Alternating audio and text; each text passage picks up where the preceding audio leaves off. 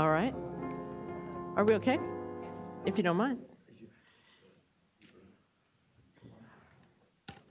Good morning. Nice to see you all. I'm Felicia Marcus, Chair of the Board, and this meeting is called to order at 9:32 a.m. To my left, we have Vice Chair Stephen Moore. To his left, Board Member Didi D'Adamo. To my right, Board Member Tam Dodek, and to her right, Board Member Joaquin Esquivel. Ms. Sobeck, please introduce the staff that are assisting this morning. Yes, thank you. Good morning, Chair Marcus. To my left is Chief Counsel Michael Lawfer. To my right are my Chief Deputies Jonathan Bishop and Eric Oppenheimer. Janine Townsend is the Clerk of the Board, and assisting her is Courtney Tyler. Terrific. All right, full staff.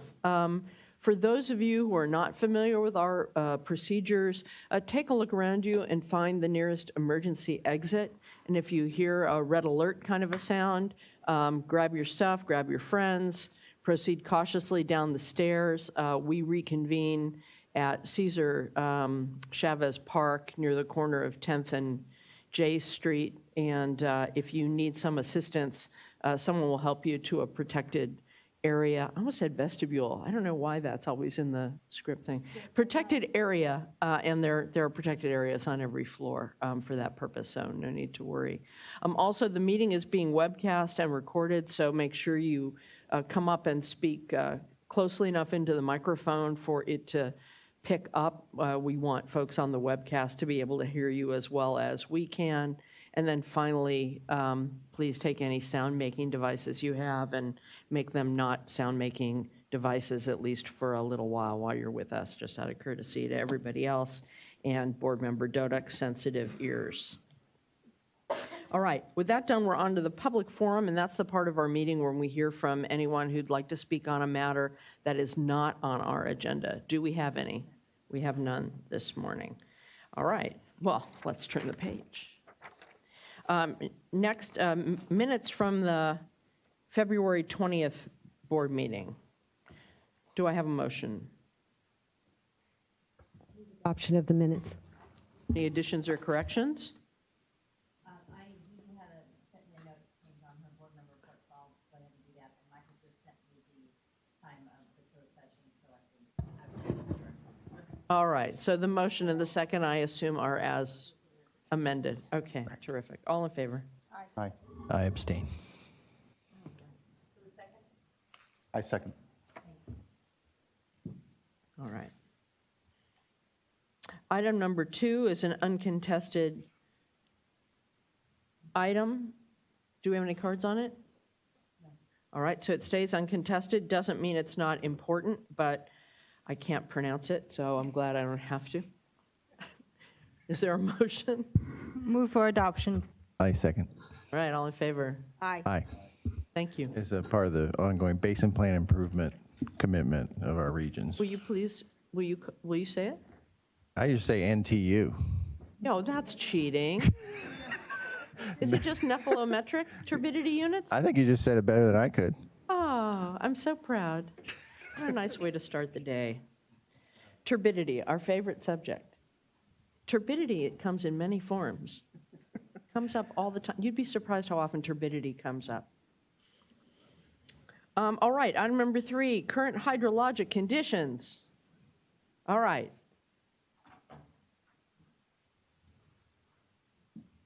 We're not down in the dumps anymore. We're off to the races, but it's not going to be like a flat. We can't end really well, but compared to last time, it's better, huh? Oh yeah, definitely a little better. Well, good morning. My name is Vadim Demchik. I'm an engineer with the Division of Water Rights, and I'm here to present item number 3, hydrology update for the Bay Delta watershed. So yes, we had some rain and snow recently, but unfortunately we are back to dry conditions. We're looking here at the Northern Sierra at 65% of average, at 24 inches. At this time last year, this is about a third of what we had last year. In the Central Sierras, we have 54% of average precipitation, 15.2 inches, a bit higher than the red line now, which represented the 2014-2015 daily precip. And here in the Southern Sierras, it's still drier, or sorry. Here in the Southern Sierras, we're still at where is the Southern Sierras? Oh, there it is. 7.6 inches at 38% of average for this date. So we're about 4 weeks left in the normal wet season. Hopefully we'll get some more precipitation. This is a look at the reservoir conditions as of yesterday. Surface reservoirs, which almost all refilled and spilled in 2017, are sitting at about 98% of average for this date, and that number will continue dropping through the weeks ahead, just because we have that snowpack, very little of it. Zooming into Lake Shasta, we're at 102% historical average, 3.4 million acre feet. Folsom Lake is at 530,000 acre feet, 96% of historical average. Lake Oroville is at 59% of historical average, 1.5 million acre feet. San Luis Reservoir at 1.6 million acre feet, 89% of historical averages. State share is at 66%, and the federal share is at 89% of operational capacity. Kachuma Reservoir, 37% of capacity and 45% of average. Diamond Valley Lake, 90% of capacity. Not much change since the last time I presented this. And here's the snow water content, 2018 shown in the blue. Unfortunately, these numbers aren't up to date. I just looked at CDEC today, and these numbers are now 28% at Northern Sierra, 39% at Central Sierra, and 33% at Southern Sierra. So we're now sitting at 37% of average for this date.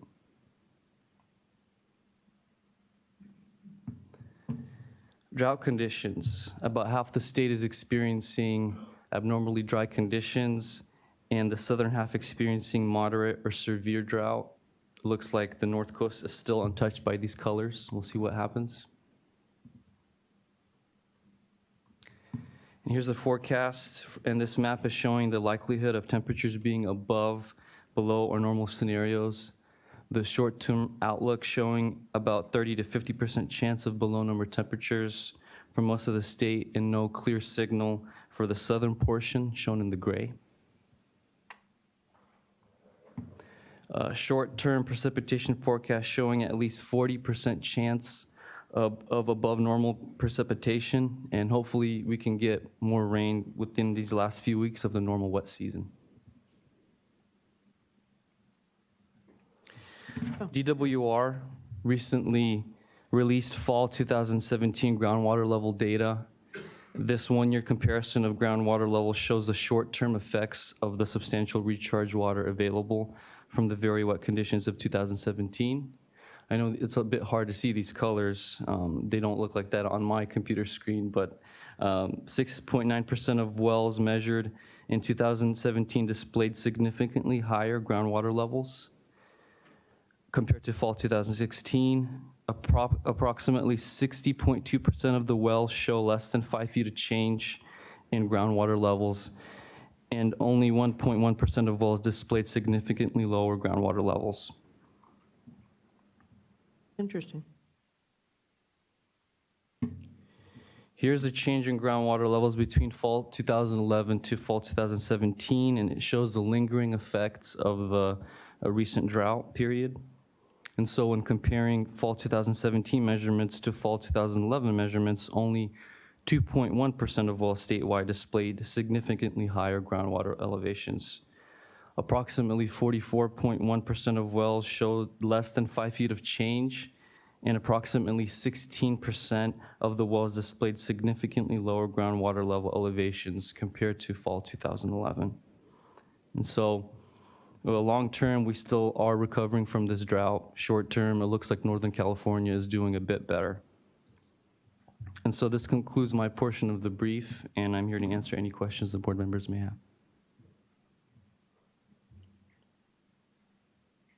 Thanks very much. I don't know what I'm hoping for. It's one of those things where you realize you're so conditioned by the trauma that so many people out there and Fish and Wildlife suffered during the drought. I never thought I'd be like rooting for average, but I'm hoping for average. It used to be I'm hoping for all the rain and snow we can safely handle, but I don't want to be unrealistic. But if we can get to average, that'd be swell.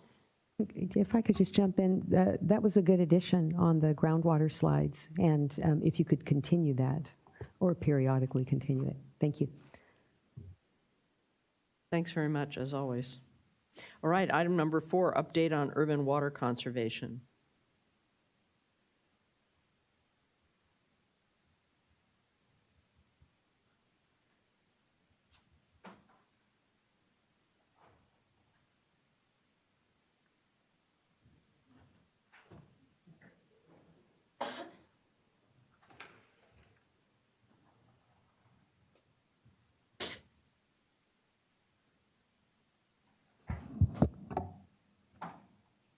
Good morning.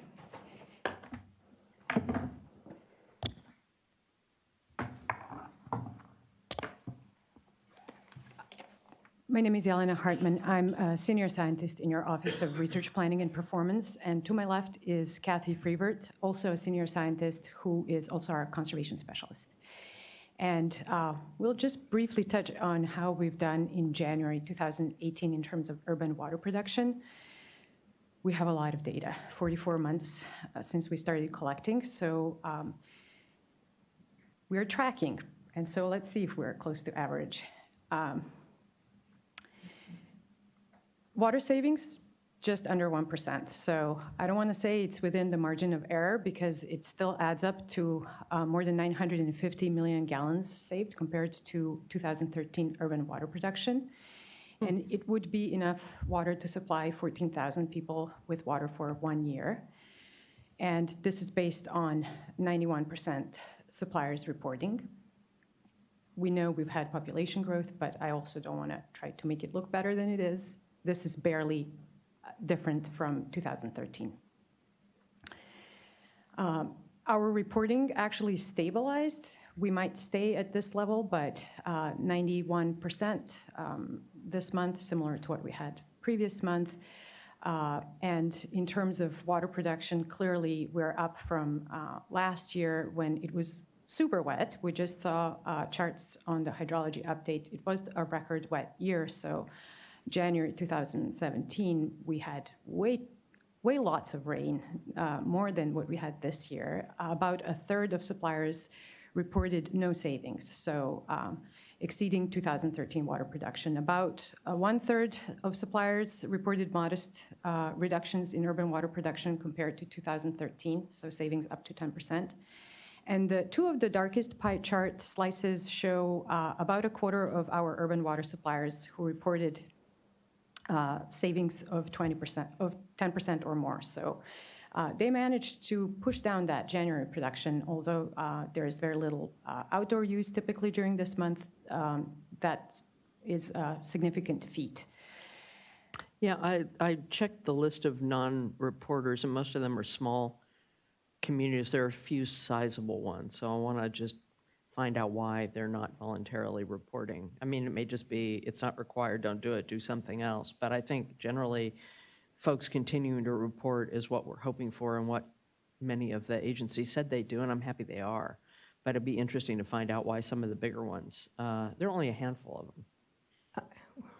We have some information on that in that we tried to make phone calls to all the suppliers that we didn't hear from, and we were able to reach about half of them. The majority did indicate that they do plan on submitting reports. A few of them did follow up after the phone call and submitted their report. We now have 31 that did not. So anyway, we're hopeful we will continue to have good participation rate. Kathy made all those phone calls. And if we look at regionally, we track the statewide average residential gallons per capita daily use because it really is kind of like what we at home can do.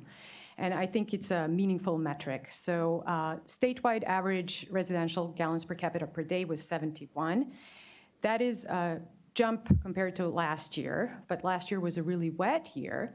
And then if we look at the map of California and the hydrologic regions and how this RGPCD is for each of the regions, of course, we have lower RGPCD in Northern California compared to Southern California. And in fact, in Northern California, we see we're keeping it steady. This year, the use was similar to the years when we had mandatory conservation standards in place. Slightly better, slightly worse, but it's holding really well. In Southern California, where we've had anomalously warm periods and it has been dry, use is typically higher, but we also see that in January 2018, we've had quite a bit of an increase in use. But if we look at South Coast, we're still just 1%, one gallon per person per day better than what it was in 2013. So we're trying to figure out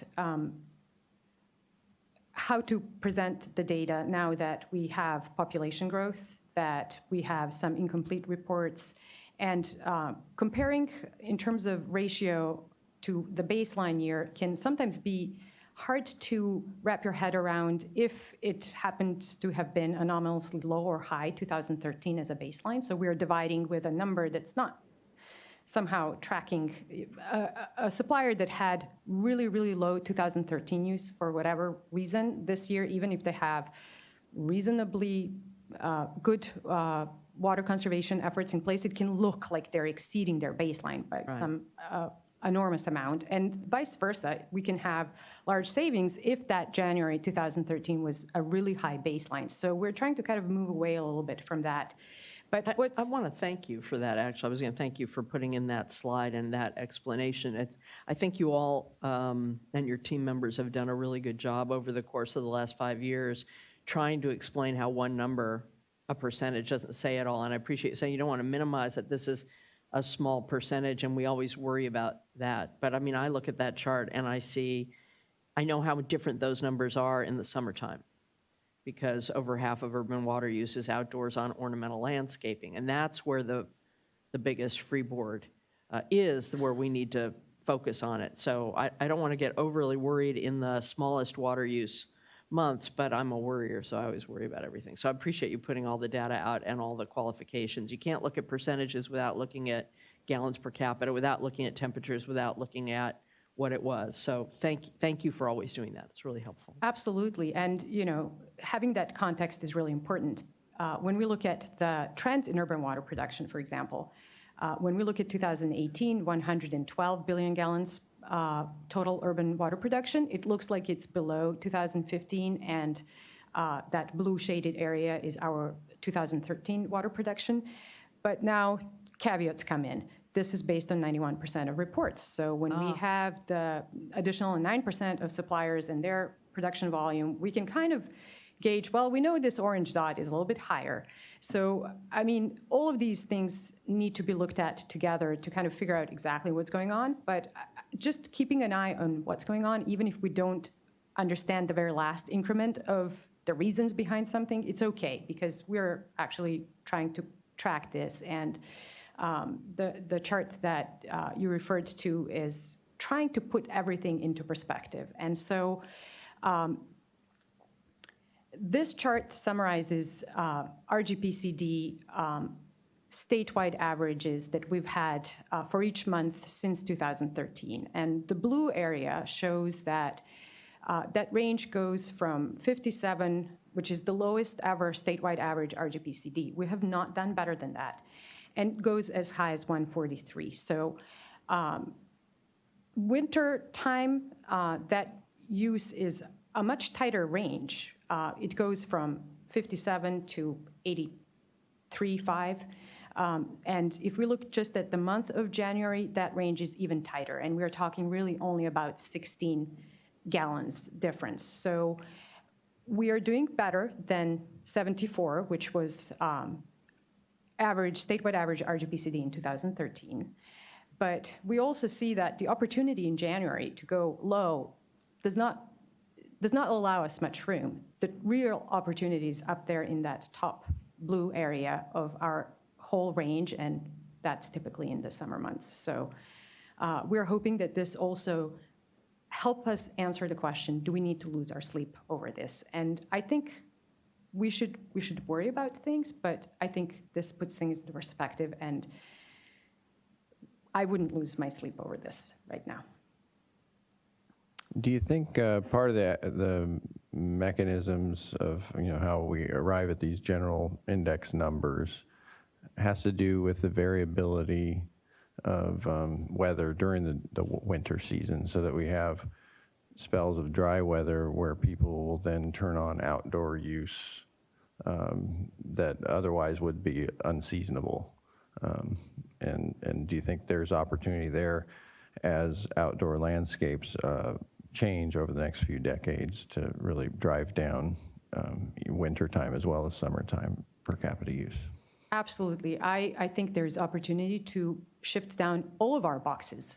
So not just to think to shrink the blue box down and never to go back up there again, but also to move our green box and our orange box further down. So not just to keep thinking about removing the top, which we should, but also trying to get lower and lower in the lower end. And when we think about the area where we are right now, we're getting some precipitation. It's been kind of warm unseasonably, but then kind of seasonably cool.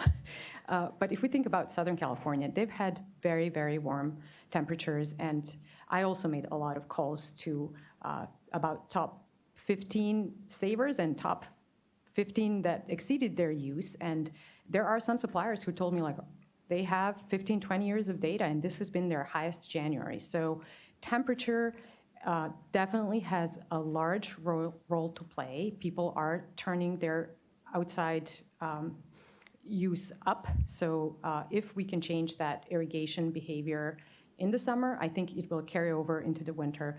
But really, it's temperature. And last year, we were in such wet conditions, people were comfortable turning off their irrigation all the way.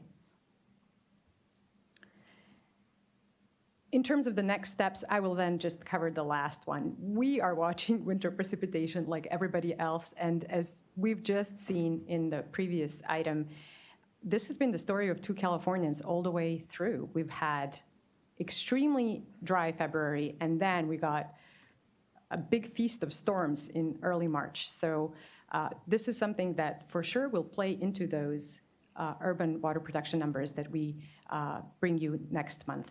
And Kathy will cover the other next steps.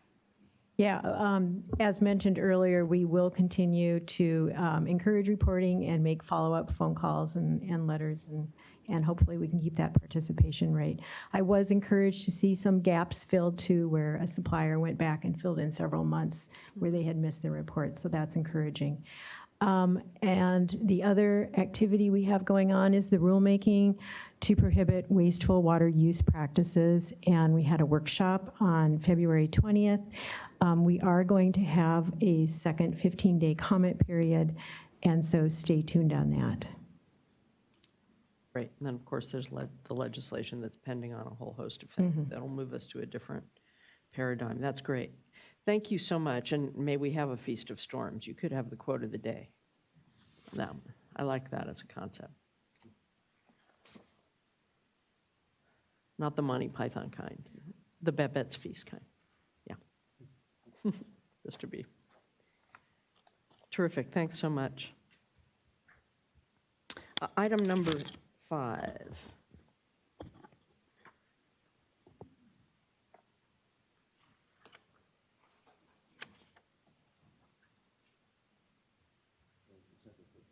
Yep.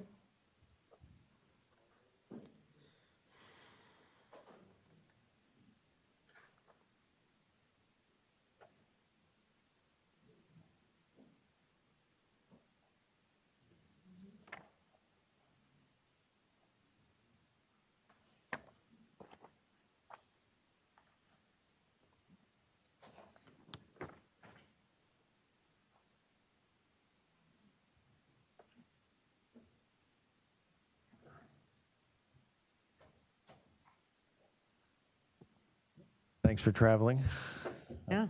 Central Coast to join us today.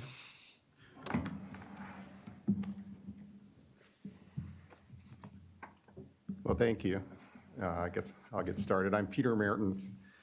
I'm here with Jennifer Epp, the TMDL Program Manager, Michael Thomas, the Executive Officer of the Central Coast Region, and Jessica Jahar, our attorney. Assistant Executive Officer, excuse me. This item is to approve the Central Coast Regional Water Quality Control Board's adoption of total maximum daily loads for sediment toxicity and pyrethroid pesticides and sediment in the lower Salinas River watershed.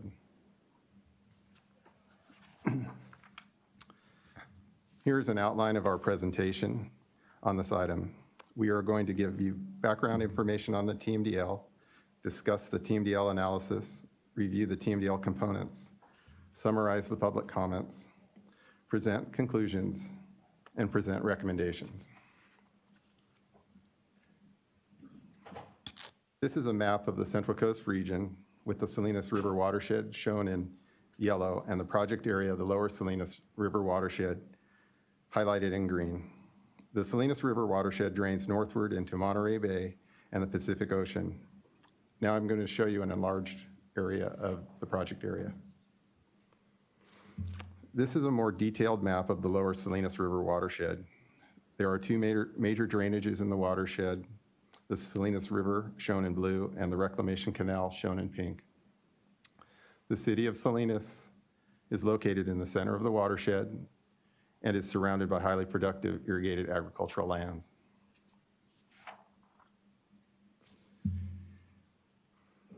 TMDL analysis includes impairment assessment and source analysis. The lower Salinas River watershed has extensive sediment toxicity. Stream sediments in the watershed were sampled 159 times and 70% of the samples were toxic. The TMDL analysis and several watershed studies link the sediment toxicity to the presence of pyrethroid pesticides in sediment. The sources of impairment are discharges from urban stormwater and irrigated agriculture. Quick question, Yeah, sure. clarification. So, you know, the TMDL follows the determination of impairment through the 303D list, right? So when you talk about impairment assessment in the TMDL analysis, how much of that data is prior to the listing decision, and then how much of this data is post-listing decision during the TMDL project? Yeah, it's about 50-50. So we had a substantial data set that was used for the 303D list, and then we have additional data. Yeah. Okay. All right, so these are the major components of the TMDL are the numeric targets, TMDLs, allocations, and the implementation and monitoring plans. The numeric targets are numeric interpretations of the Central Coast Basin Plan's toxicity and pesticide narrative water quality objectives. There are 3 TMDL targets. The first is a sediment toxicity numeric target, which is based on sediment toxicity test to an aquatic invertebrate. Second is a pyrethroid sediment concentration toxicity unit numeric target. And third, since pyrethroids partition from sediment into the water column, is a water target. Oops, sorry, skipping ahead. TMDLs tell us the maximum allowable load or discharges that can be received in surface waters without exceeding the targets. The TMDLs are sediment toxicity and concentrations of pyrethroids in sediment. TMDLs are in turn allocated to responsible parties that discharge in the watershed. In the lower Salinas River watershed, responsible parties are municipalities and owners and operators of irrigated agricultural lands. These responsible parties will implement the TMDL through municipal stormwater permits and the agricultural order. In addition, the TMDL points to statewide programs such as our ambient monitoring programs and California Department of Pesticide Regulations for implementation, along with STORMS program and EPA regulations. Real quick, I'd like to give you a chance to explain numeric targets a little bit. Sure. Because there's often confusion, is this a water quality objective? What are the consequences for not meeting the numeric target? How does that, what are the effects of not meeting the numeric target on the regulated community? Okay. Yeah, the consequences aren't as extensive. We're in an adaptive process through our orders and permits, so that would trigger more implementation of management practices.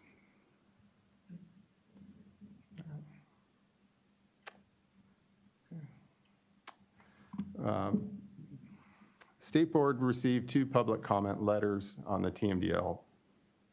One letter was from the U.S. Department of Interior Fish and Wildlife Service, and the second is from a law office representing the pyrethroid working group. U.S. Fish and Wildlife Service is concerned that pyrethroids pose a risk to threatened and endangered species in the watershed. They strongly support the TMDL approach, and they urge your adoption.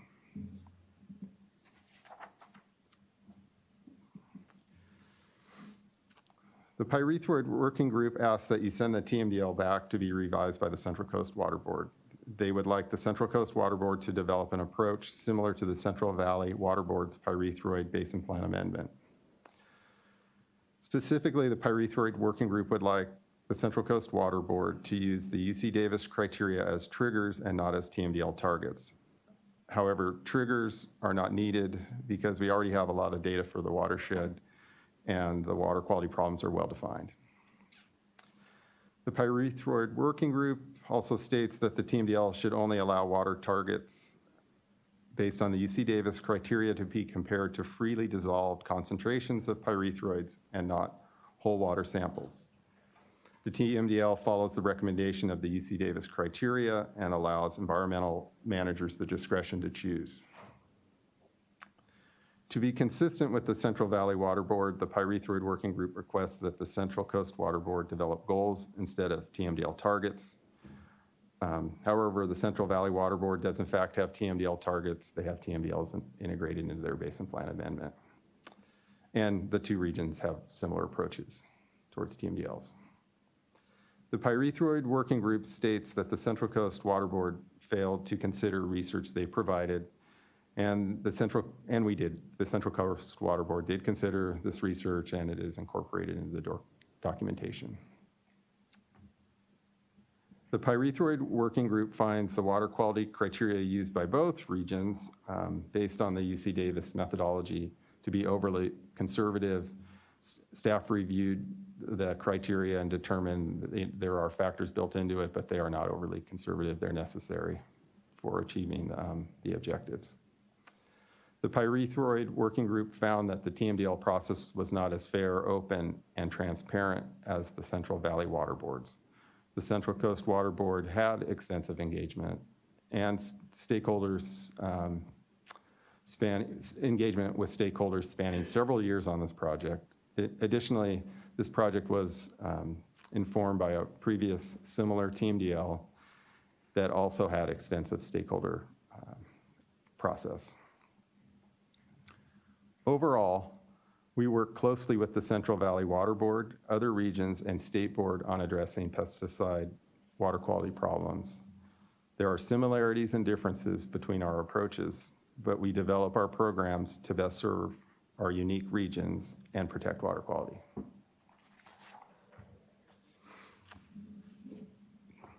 In conclusion, there are 2 main points we wish to convey about this project. Number 1, the toxicity and pesticide water quality problems this TMDL addresses are significant and widespread. The major water bodies in the watershed are impaired for sediment toxicity and are listed on the 303D list. And then second, the TMDL is appropriate for the region. It's consistent with the identical TMDLs adopted for the Santa Maria River watershed. TMDLs which were fully approved withstood a legal challenge, and this TMDL fits into our established framework in the Central Coast region. You might want to advance the slide, just so I'm folks who are sorry. watching on the. Oh, gosh. Okay. Now, isn't there another one? Oh, no, I'm right back there. Okay. That's number 2. I didn't want to break your train. I'd appreciate that. Yep, since we've broken the train, maybe this would be an opportunity to ask this question. Sure. You mentioned, you're coordinating with the state board and the Central Valley region in how you've crafted these requirements. But earlier you mentioned the Department of Pesticide Regulation. Do you think their surface water monitoring program and their licensing work, et cetera, outreach work that they're doing has complemented the work that you've done and cooperatively with the Central Valley? Oh, well, most definitely. I would, I could stand up and just go on and on about the work DPR does, or Department of Pesticide Regulations, and the coordination is outstanding. And that coordination, collaboration is going to be our key.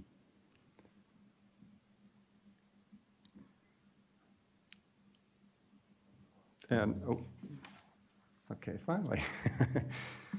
This is our recommendation. We recommend you approve the Central Coast Water Board's adoption of total maximum daily loads for sediment toxicity and pyrethroids, pesticides and sediment in the Lower Salinas River watershed. Thank you. Are there other questions or comments before we move to public comment? We have one. Ms. Dunham? Nope. You'll pass. Pretty extensive comments, which we've all, I hope, read. All right. Well then. Is there a motion? Going too smoothly, someone should object. I don't know, I'm confused. I'm happy to make a motion to adopt staff's recommendation for this project. I'll second. Any discussion? Oh, thank you. I think this builds on the work you've done in Santa Maria watershed. Want to continue to encourage you to work with the stakeholders, the growers, the pyrethroid working group as this is implemented. I think they bring a lot to the table, and we recognize the benefits of, I'll say it, pyrethroid use. It's part of what makes things possible in terms of food production at this time. And so we have to work within the system, work with Department of Pesticide Regulation, ag commissioners at the local level. But we need to protect water quality. We need to protect beneficial uses. So with that, thank you everyone for continuing to work together and deal with a very challenging but important issue to deal with. Central Coast, Central Valley, and all agricultural areas. Thank you. And urban areas. Nicely said. All right. Right, all in favor? Aye. Right, it carries. Thank you all for all the hard work, and nice to see you all.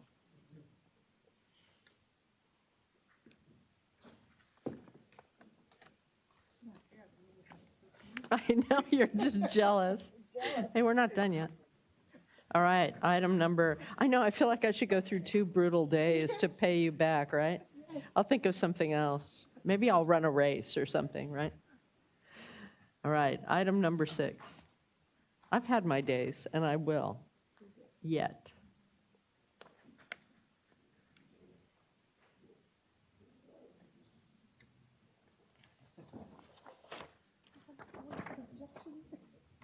That's DDJ.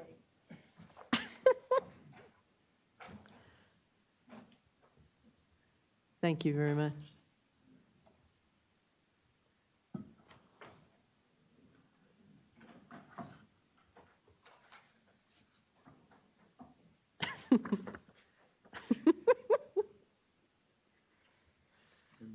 I'm sorry, yeah, I'm going to start giving extra credit for emojis on your comment cards.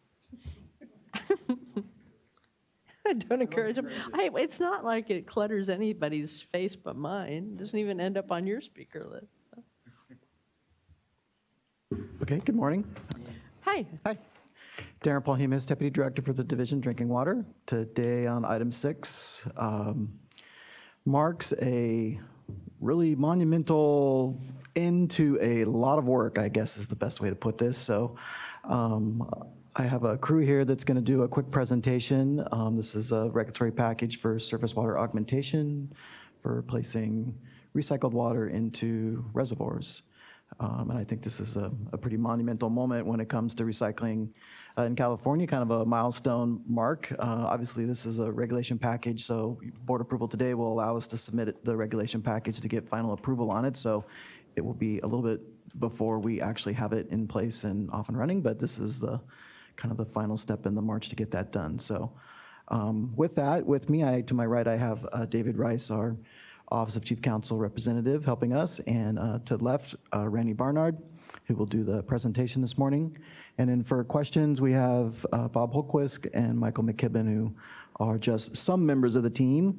Not assembled here are many others that have put a lot of work into this that should be recognized as well, and I appreciate all their work on it. So with that, Randy? I'm waiting for the movie. All right, good morning, board members. We're here today to present to you the surface water augmentation regulations for your consideration of adoption. So let's remind ourselves what surface water augmentation is. It's the planned placement of highly treated recycled water into a reservoir used as a drinking water supply. You start with municipal wastewater, which goes through the normal wastewater treatment processes. That water then goes through an advanced treatment, which includes reverse osmosis and advanced oxidation. From there, the water is placed into a surface water source like this lake here that's used as a raw water supply for a public water system. The water mixes and is then treated by the public water system's surface water treatment plant before being delivered to the customer for human consumption. Randy, you realize no one's listening to you because their eyes. I know. That's my ploy. See? Very clever. I dazzle them with the. You also have to special tell us things. where this reservoir is. Yeah. Because we probably aren't allowed to swim in it, but we all want to. I know, it's a beautiful looking reservoir. Yeah. That nice graphic. Sorry, Oh, I didn't mean thank to you. interrupt. That's okay, that's okay. So, so that's basically what surface water augmentation is. Now, there's another term that I want to remind you guys of, and that's when recycled water is used for potable or drinking water purposes, when the recycled water passes through an environmental barrier, like this lake here. This is commonly known as indirect potable reuse, or IPR. So surface water augmentation is a type of IPR. I'll be using those terms later, so that's why I just want to make sure we're all clear. The Water Code required us at the State Board to write regulations that would ensure this type of IPR project is safe for the public. One of the key items in the Water Code required the State Board to convene and administer an expert panel.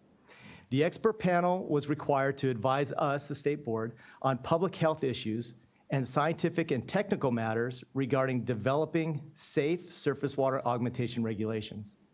The Water Code also mandated that we could not adopt these regulations unless the expert panel found them protective of public health, which, as you know, they did find them protective. In addition to the expert panel, the Health and Safety Code required these regulations to also go through an external scientific peer review, which was independent of the expert panel. The peer review found our scientific basis of the criteria to be sound, so we're able to move forward. So following the development of surface water augmentation regulations and the findings that these regulations were adequate to protect public health, these regulations were then placed into the hands of the public for review and comment. The 45-day public comment period began on July 21st of last year. During this first public comment period, we also held a public hearing, which took place on September 7th, to present the draft regulations and collect any comments that the public may have at that time. As a result of all the comments we received, and with further review of the draft regulations, the State Water Board revised the proposed regulations and had to have them re-reviewed by the expert panel once again. Those revisions to the surface water augmentation regs were then released for public comment, but this time only for a 15-day period from November 30th to December 18th. We again received comments, but after close review, we determined that no further revisions were needed at that time. So what kind of comments did we get? During the first round, several were substantive comments resulting in the revision to the draft regulations like I just talked about. It wouldn't be in the best interest of time to go through all the comments right now, so what I'm going to do is I'm going to talk about some of the common ones. But the comments and our draft responses have been posted on our website for this hearing, and detailed comments and responses will be provided in the final statement of reasons as required by the Administrative Procedures Act. So let's talk about 6 of the broad comment topics that were predominant in the comment batch that we got in. The first issue was to streamline or combine state board and regional board approval processes for surface water augmentation projects to allow for quicker approvals and permitting of projects. We found this was beyond the scope of the regulation. We are open to operational changes that would still ensure protection of public health and the environment, but the purpose of the proposed regulation is to establish criteria for surface water augmentation projects that would ensure the public health is adequately protected, not streamline internal processes to do that. The next issue was that the proposed regulations do not establish criteria for addressing potential ecological impacts and for protecting natural resources from surface water augmentation projects discharging to a reservoir. We found that consistent with the Water Code, the proposed surface water augmentation regulations provided the minimum criteria to protect public health and were not required to include regulations for addressing ecological protections. You can find noted in the initial statement of reasons, the regulations do not preclude the regional boards from imposing more stringent requirements than when issuing the permit for a surface water augmentation project to address things required in the National Pollution Discharge Elimination System, or the NPDES requirements. National Pollutant Discharge. Pollutant, thank you. Yes, very good. You're doing a little cross-training there? It's all right, you're relatively new to the State Water Board family, so we'll let that go. I'll work on that one. I'll get but it for the next time up here. But can you say nephrolytic or whatever that was? Okay, so the next comment. Next were concerns regarding the presence of unregulated chemicals or contaminants in sewage sludge and wastewater, including antibiotic-resistant bacteria, antibiotic-resistant genes, and endocrine disruptors. At this time, these are unregulated contaminants. We found that California, through the state board's Division of Drinking Water, we will continue to be proactive regarding establishment of drinking water standards for contaminants having no standards. And although concerns regarding unregulated contaminants are global and have been addressed for decades, these proposed regulations do specifically address unregulated contaminants via minimum treatment requirements that we have specified in these regulations. But those minimum treatment requirements are actually extensive treatment requirements. Yes. Mm-hmm. Including a requirement to have advanced treatment processes, whether these contaminants are present or not in the source. As a further precaution, the advanced treated water is placed into a raw water reservoir and treated again by the public water system's surface water treatment plant prior to being distributed to the customers. So would you describe that as belt suspenders, flying Yes. monkeys, and whatever else you want to add to the mix? Right. Our whole philosophy with Division of Drinking Water is the whole belt and suspenders have redundancy in place. And on top of that, this is the flying monkey part, is the Water Code required the proposed regulations to be reviewed by an expert panel with experience in the fields of wastewater and water treatment, microbiological and chemical monitoring, toxicology, epidemiology, risk assessment, and public health protection. And as I mentioned earlier, that expert panel found the proposed regulations would adequately protect public health. So the next comment we're going to talk about is it was suggested that the regulations provide criteria that would address de facto or de minimis discharges to surface water used as sources of drinking water. We found that the statutory charge of the state board was to develop criteria that would adequately protect public health for the planned placement of recycled water into a surface water reservoir used as a source of a domestic drinking water supply. Okay? While de facto use occurs in many parts of California and across the country, it's addressed via NPDES permits and not IPR requirements. Okay? So the suggestion to address de facto reuse in these regulations was beyond the scope of what we were supposed to do. It was suggested that the state board expand the definition of a surface water source augmentation project to include recycled water placed into a constructed water conveyance system upstream of a drinking water reservoir, which is an aqueduct feeding a reservoir. We found that by the way of AB 574, the water code related to IPR and DPR, direct potable reuse, had already been amended.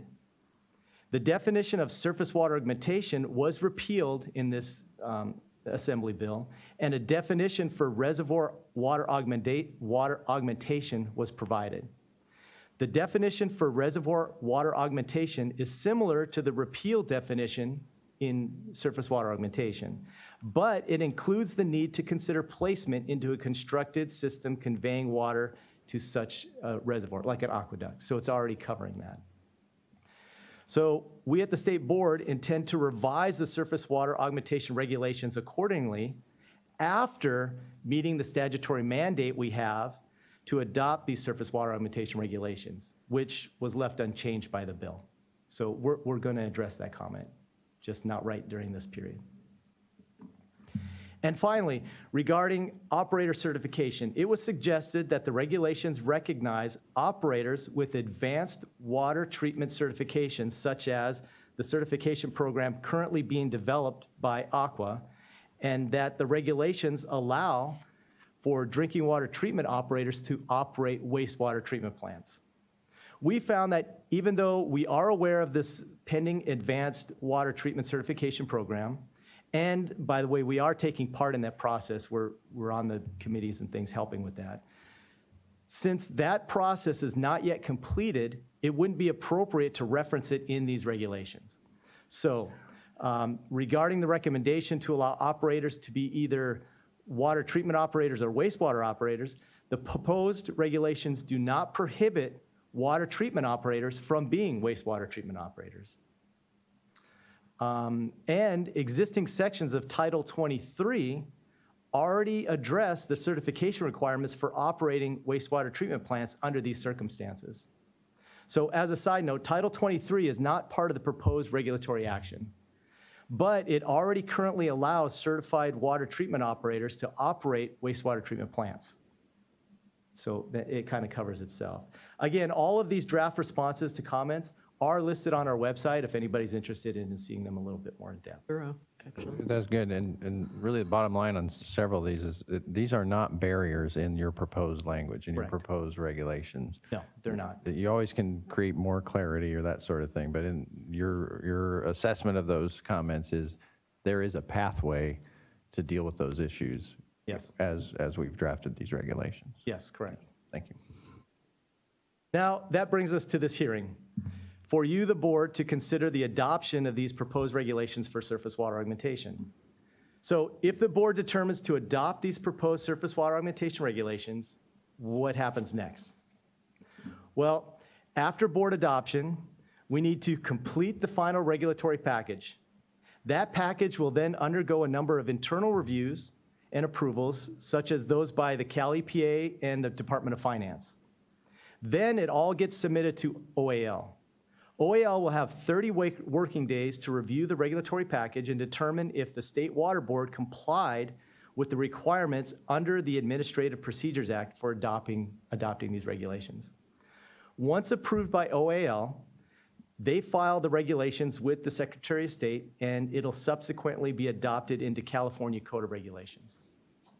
Generally, regulations become effective on one of 4 quarterly dates, January 1, April 1, July 1, or October 1, based on when the final regulations were filed with the Secretary of State. And that's it. So if you have any questions, me or someone on our team can answer those for you. A very nice presentation, that's great. And I know a lot of work that we've looked at closely over the years. I'm kind of amazed at how few people are here. Consider, I mean, even just to have a little party in the back or the other. But hopefully you'll have a party somehow, somewhere. But I appreciate what you said. It has been a Herculean task that you've approached incredibly thoughtfully, which I appreciate. We have a few speakers, if there aren't other comments or questions first. Okay, let's go to the speakers. I'll read them all so you can get ready. Al Lau, the Director of Engineering and Planning for the Padre Dam Municipal Water District, followed by Toby Roy from the San Diego County Water Authority, followed by Jennifer West from Water Reuse California. Mr. Lau.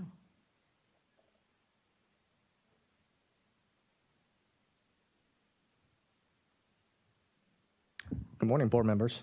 My name is Al Lau. I'm the Director of Engineering and Planning for Padre Dam Municipal Water District, excuse me.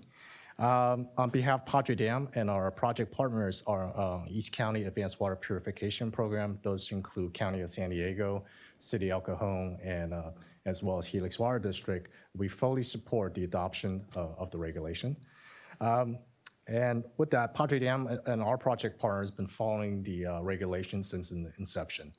With the adoption of the regulation, actually this regulation actually helps our project expand to create more water supply benefit for the state. In fact, for our project, actually it would increase the production by more than 400%. That's huge, and that's very significant.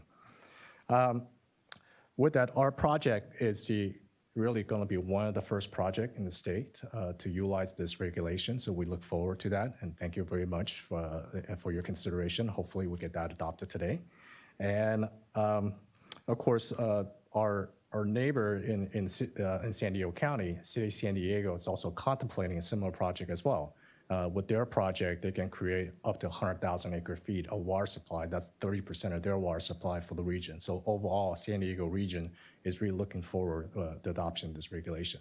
And the side benefit with this regulation for San Diego County, it reduces ocean discharge. That's a significant environmental benefit for the state as well.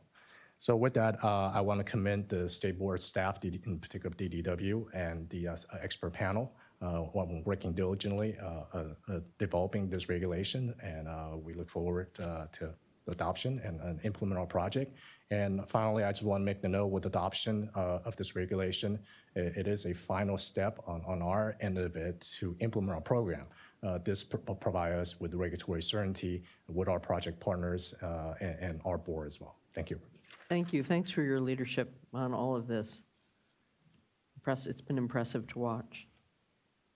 That's right. I'm Toby Roy, Water Resources Manager at the San Diego County Water Authority. Good morning, Chair Marcus and members of the board. And I think Vice Chair Moore said it all when he said this concludes a monumental amount of work.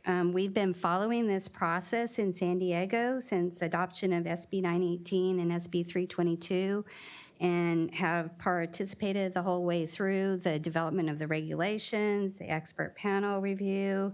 Our member agencies in San Diego did do a significant amount of research, City of San Diego and Padre Dam, that helped in the development of these regulations and did things like reservoir modeling. And so once these regulations are adopted, they really, truly are workable regulations for real projects.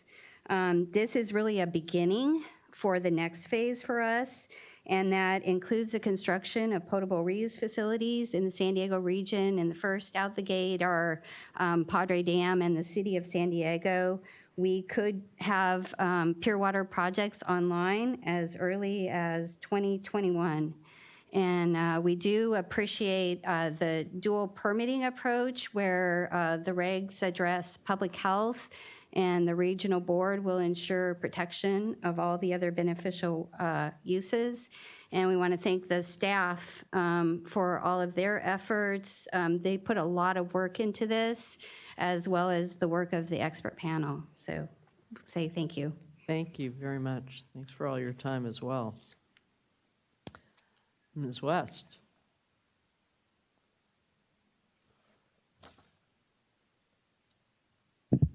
Thank you. I'm Jennifer West. I'm the Managing Director of Water Reuse California. And I am thrilled to be before you today with this regulatory package. We are extremely pleased with the regulations that are before you today. We wanted to start by sincerely thanking the Division of Drinking Water for their hard work on this, and the members of the expert panel, as you've heard, are world-renowned experts and scientists in this field, whose exceptional work over the past 5 or 6 years have made this regulation package possible and before you today. As you've heard, these regulations are extremely protective of public health, and they also provide that critical regulatory certainty for agencies developing surface water projects in California. So we would expect, just like the development of the groundwater regulations, which were approved in 2014, that these regulations will potentially provide and greatly expand potable reuse in California, a new water supply for our state. So this is really a major milestone for us as a state, and certainly for Water Reuse California, who sponsored the legislation back in 2010 with Senator Pavley. I would be remiss if I didn't talk about next steps.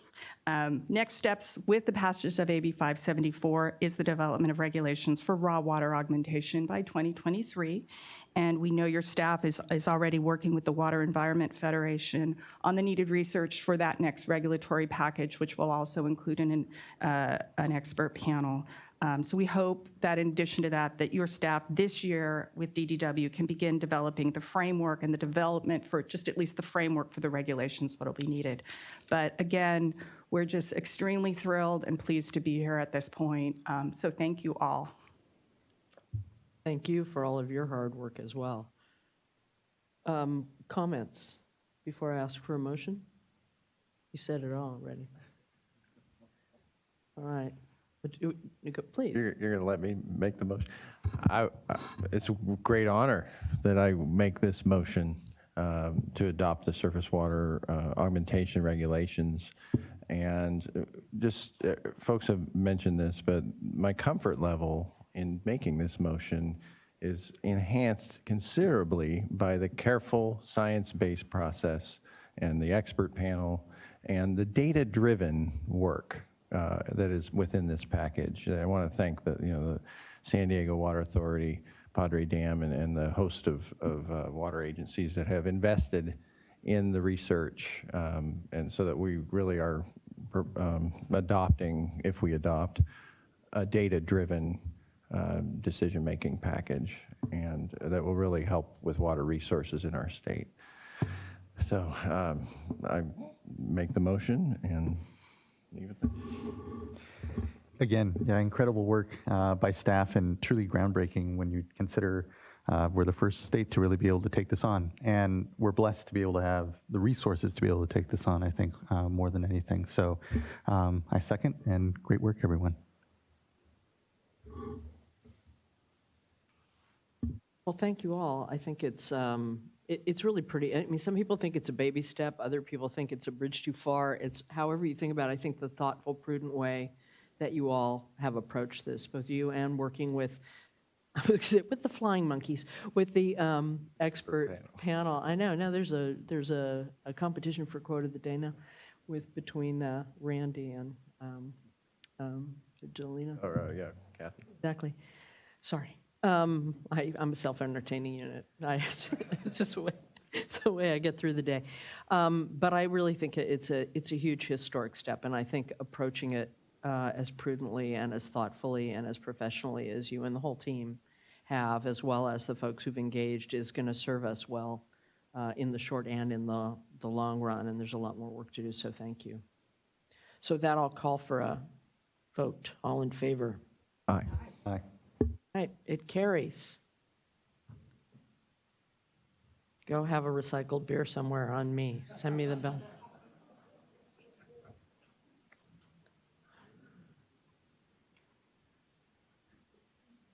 It's not rocket science, but it does take a lot of work. Yeah. It was very nicely said, thank you. That was really good. All right, item number 7.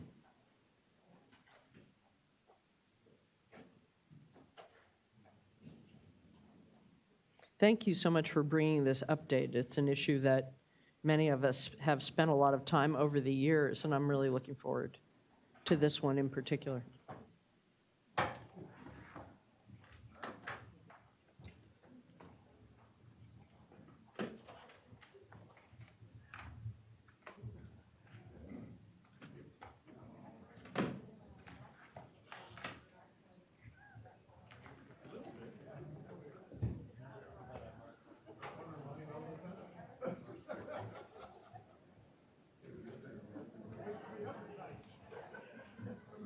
Yeah, right, party in the hallway.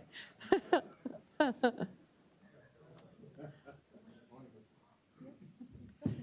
do they serve at an indirect potable reuse party? One wonders. So I guess, are we ready? What an act to follow. All right, can you top that? Yes.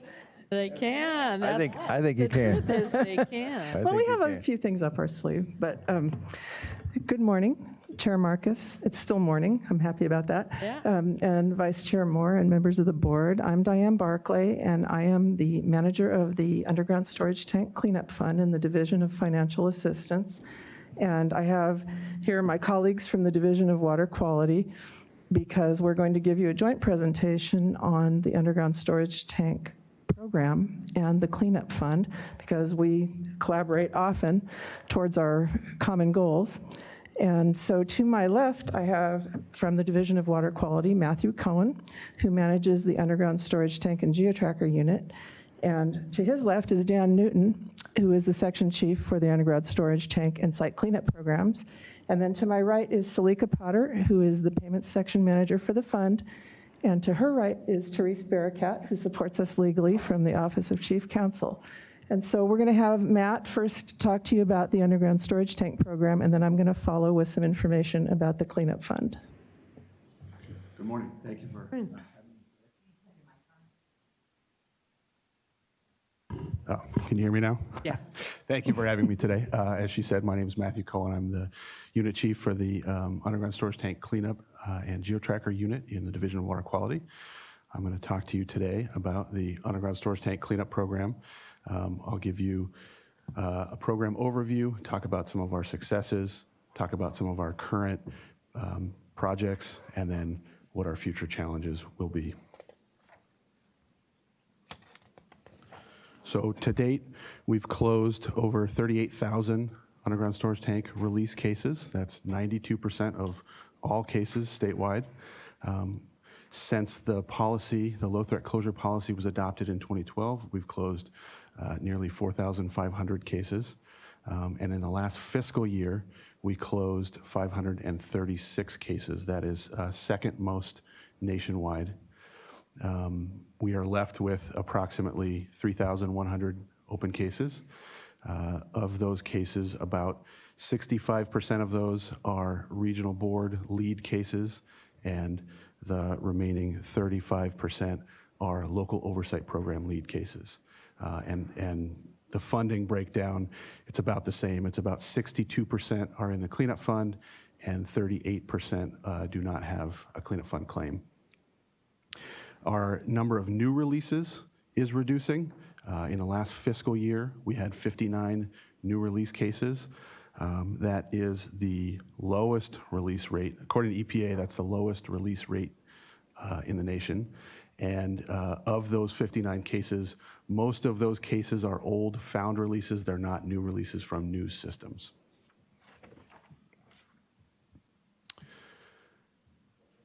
So Assembly Bill 1701 required that all local oversight programs be certified by the State Water Board. Prior to the local oversight program certification, we had over 100 oversight agencies. Today we have 20, including the 9 regional boards and 11 local oversight programs, certified local oversight programs. We have about 90 staff overseeing underground storage tank cleanups across all agencies.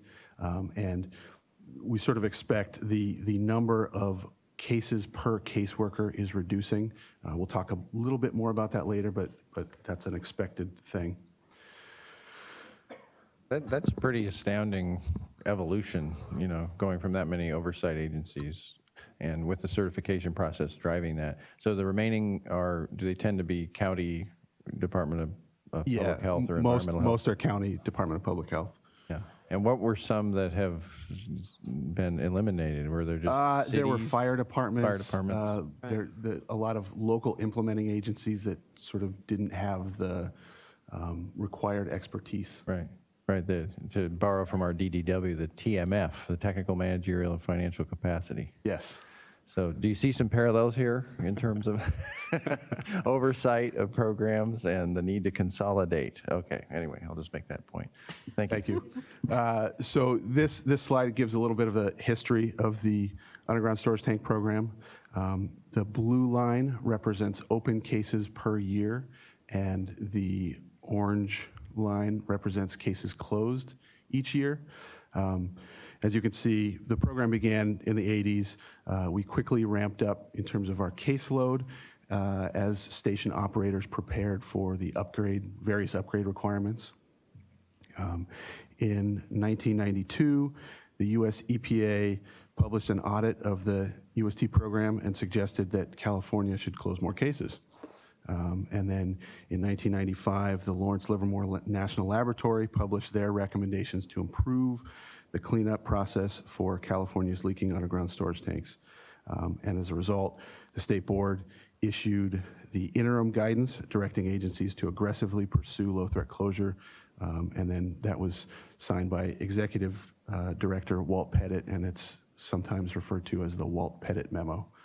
And so you can see after the Walt Pettit Memo, we had a reduction in case, a pretty quick reduction in caseload and quite a large spike in case closures.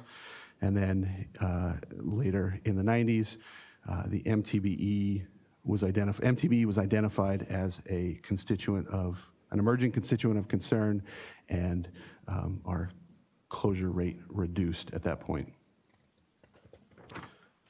So I'd like to focus on closure rate to represent the program history for the last, since 2000. So this is the percent of cases closed, percent of the total open cases closed per year.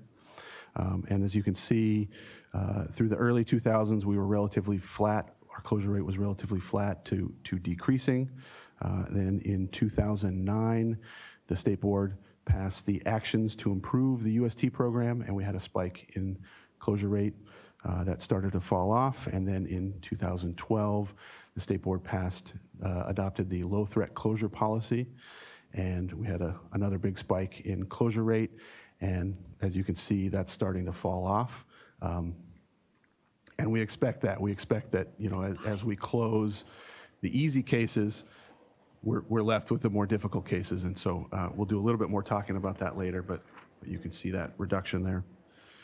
So why have we been successful? The low threat closure policy provided consistent statewide closure standards. The local oversight program certification improved the uniform application of the program across all agencies. The GeoTracker database has been instrumental in case management and storing and sharing data with the public. And then the cleanup fund has provided resources to help us with oversight and cleanup of these cases.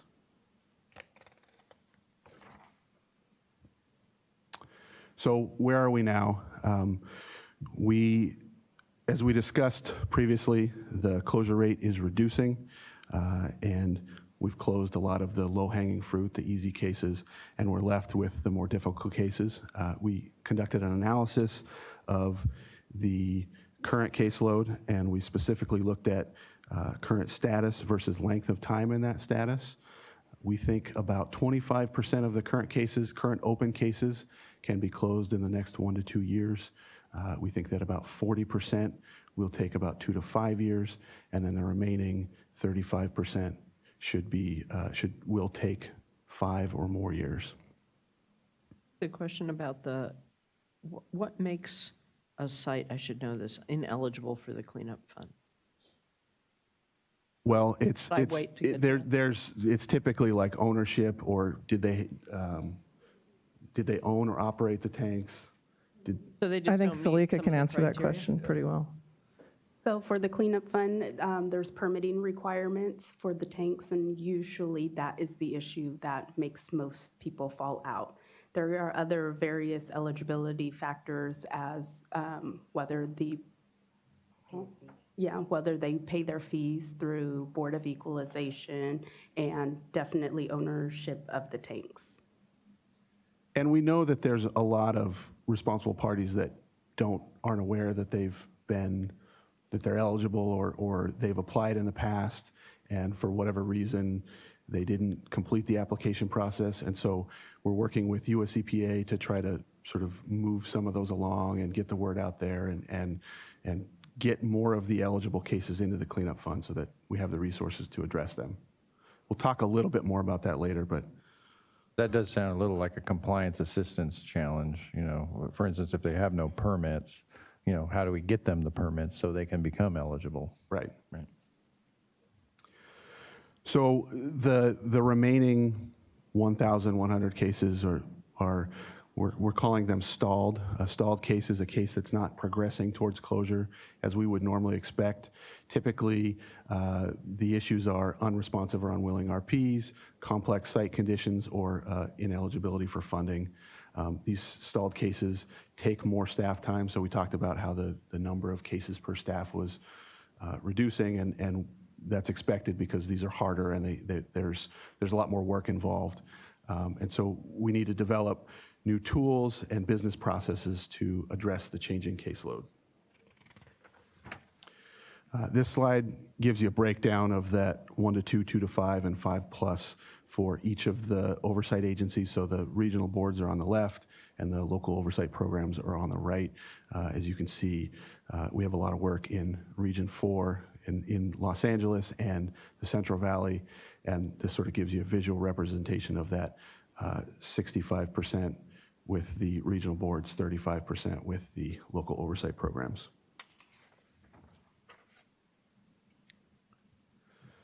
So approaches to stalled cases, what are we doing about them? First, we're working with the regional boards and local oversight programs to identify their stalled cases and identify the reasons why. We've created tools in GeoTracker to allow them to easily identify those.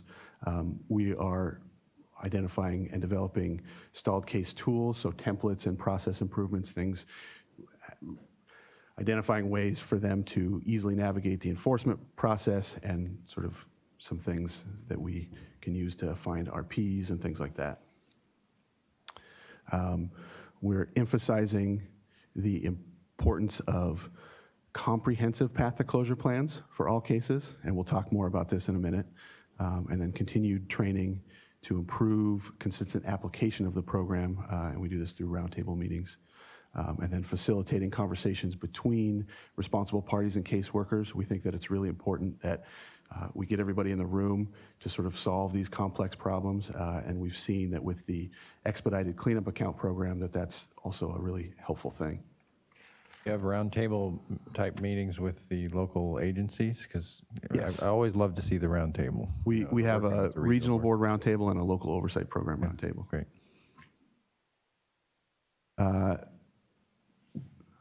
Next slide. So talking a little bit about path to closure plans, they were required with the adoption of the low threat closure policy. There's a form in GeoTracker that makes it fairly easy. Path to closure plans are completed by the caseworkers, but sort of like we mentioned a minute ago, we think that these are the kinds of things that the caseworkers should be meeting with the responsible parties and the consultants and sort of working out these details and then memorializing them in the path to closure plan and GeoTracker. Path to closure plans help guide the responsible parties and consultants. It gives them a roadmap and tells them what they need to do. It helps with communication because it's written down, it's documented, and as I said, it memorializes those agreements. The state board staff conducted an analysis of the existing path to closure plans in GeoTracker. We think that about a third of those are pretty good. They have realistic milestones and they look like they can be achieved. We think there's another third that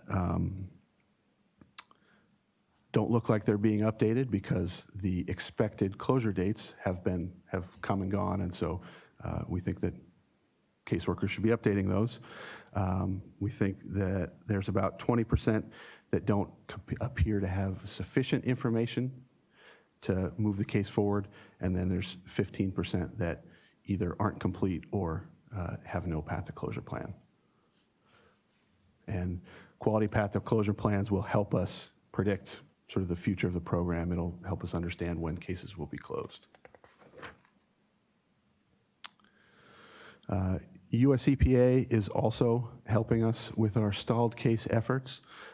In the past, we've had a place-based contractor sit in the Los Angeles Regional Water Quality Control Board office, so they've helped with these sort of out of the normal business process kinds of things.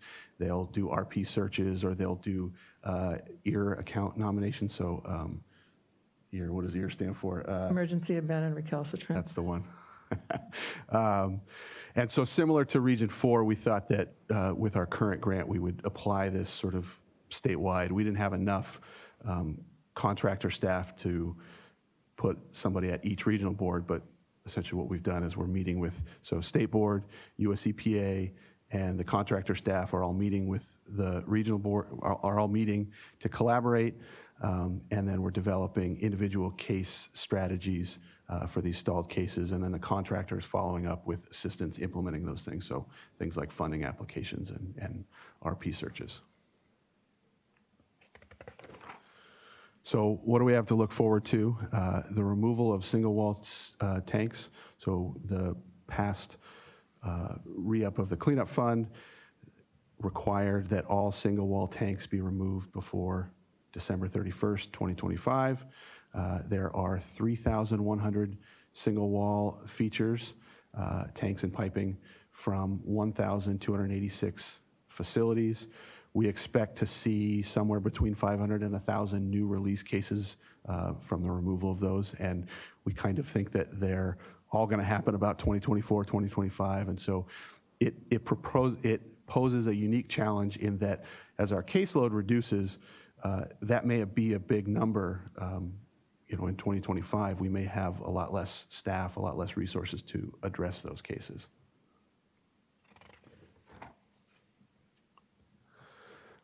Another challenge is the cleanup fund is scheduled to sunset after December 31st, 2025. So after that date, funding is uncertain. So that covers the regulatory oversight and the cleanup costs. Regulatory programs should be preparing for this kind of transition. And then another unique challenge is tank owners and operators will have to find alternative financial assurance mechanisms, and we know that that's difficult. The private insurance market is very difficult. We've learned that from other states, and so we'll have to think about what that looks like going forward. And then local oversight programs are transitioning away as their caseloads reduce.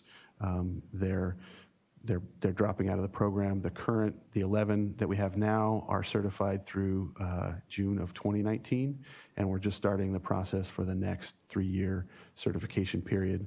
And then those that are dropping out, we're providing assistance with transitioning back to the regional board.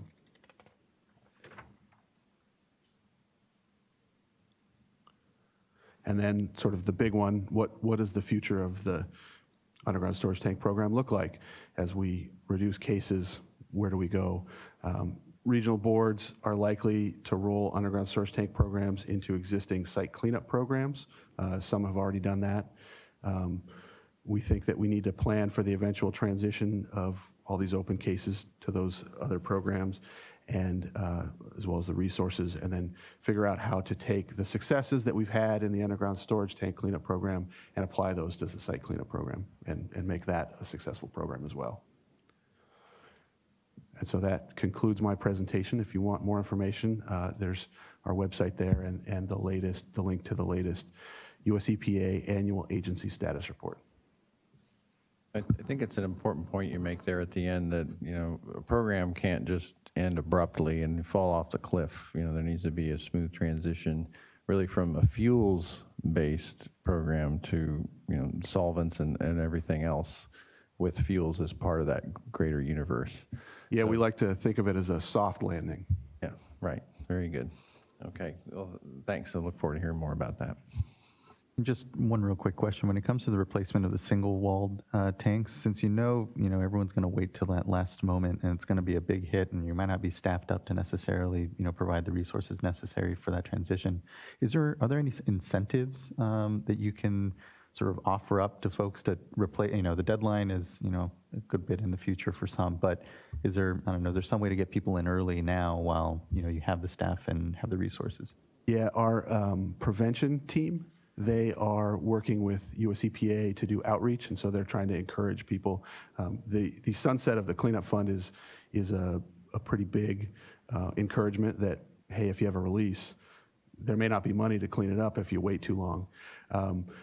One of the things we're looking at, is there some kind of legislation that we can look into that will provide an incentive to do that? And also, as Matt alluded to, we are using some of our federal grant to, right now, target and provide workshops and technical assistance for RUST grant applications. Okay, now for the fund. So I'm going to talk about some of our claim statistics, what kinds of claims they are, what status they're in, and then I'll discuss reimbursements versus demand, and some of the payment challenges that we've had, and some of the improvements that we've made and are continuing to make and still need to make. And we have an appeal response plan where we still have a backlog there, and I'll talk about that. And then I wanted to highlight some of our newer programs that came out of SB 445. Matt's already talked a little bit about ECAP, which is the Expedited Claim Account Program. And we also have the Site Cleanup Sub-Account Program. And then we'll have time for some questions. This slide shows our claim statistics, and this is about claims received, accepted. We've had over 20,000 claims, so this is a high volume, high dollar fund. And we've actually accepted 16,000 of them. And if you look in the middle, the bar that says 10,549, that's how many we have already reimbursed and closed. So this is, like you alluded to, a maturing program. We still have about 2,000 claims that are open. And then we have this thing called a priority list where the lower priority claimants are sitting there. There's 3,000 of them. We are planning right now to activate all of those. So they are going to get paid, and that gives us some other challenges that we need to work through and work with the stakeholders on. And then we have some claims that are suspended. Usually those are for things like not having documentation or not submitting any reimbursement requests. And then we have 176 claims that are pending eligibility review right now for the things that Salika talked about. For those approximately 2,000 open claims, we have 238 of them that are eligible for closure, which is a good thing. They just need to do things like destroy monitoring wells. And we have 467 of them, which are kind of the tough cases that Matt talked about. At this point, we'd rather see more of them in remediation, but they're still in investigation phase. And then between the 764 and the 129, we have quite a few that are in the remediation phase. And then about 300 that are in verification monitoring to check for things such as plume stability, degradation, to see if they really are ready for closure. And then that's a nice little number there, the inactive stalled cases. I think our ECAP program is helping with that. So reimbursements, we have a lot of reimbursement requests that we process, about 3,500 of them a year for our Rs, as we call them. We did 4,800 of them in 2017, so as you can see, we're doing a little bit of catch-up. And this last bullet is dear to my heart because it's March 2018, and we're processing reimbursement requests that we received in March 2018. So see, we have something to party about. It's not as big as DDW, but it's good. We've reimbursed $3.6 billion since 1992. And we expect that we will have another $1.6 billion available for reimbursement through that sunset date at the end of 2025.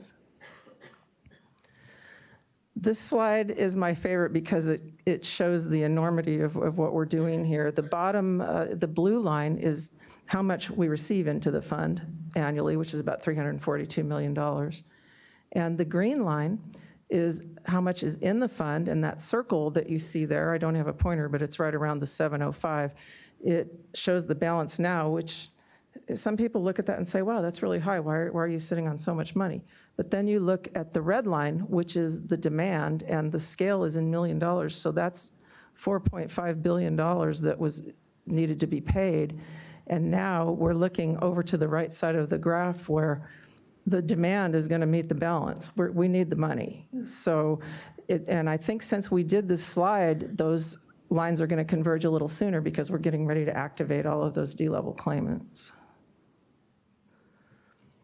So payment challenges with such high volume, I guess you would expect that we would have some struggles. This graph here shows that we get a spike every August and September of reimbursement requests because we ask the folks to get them in not too far after the end of the fiscal year. And so we get about 25% of our reimbursement requests during that time. That causes some issues, but we are redirecting staff and we have cross-trained staff, and we're really proactively preparing for that increase that we seem to see every year. Go ahead, I'll go back. So you're cross-training folks so that folks who are normally working on other things can help work on this when the big, I used to call it the pig in the python, kind of comes through. Yes, we have some folks from technical side that help out, and they help each other out. Technical helps out the administrative side and vice versa, wherever the backlog is. And then we also have some folks from our eligibility unit who can help us out on the back end of the reimbursement requests, and that's how Really we just smart. did it, yeah. And that way everybody's ready whenever anything happens. That would be one of those reinventing government chapters or Lean Six Sigma type things. That's good. We actually did have a Lean Six Sigma on our eligibility process, and we have a green belt, and that's helping us a lot. Excellent. Oops. I know, that's Oh. my favorite slide.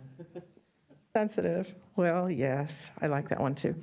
So we have 95% of our reimbursement requests submitted electronically now. That's one of the big improvements that GeoTracker has allowed us to do, and it's really helpful. And GeoTracker also has some features such as an error checker when people are uploading so that we can catch some mistakes before they even make it to us.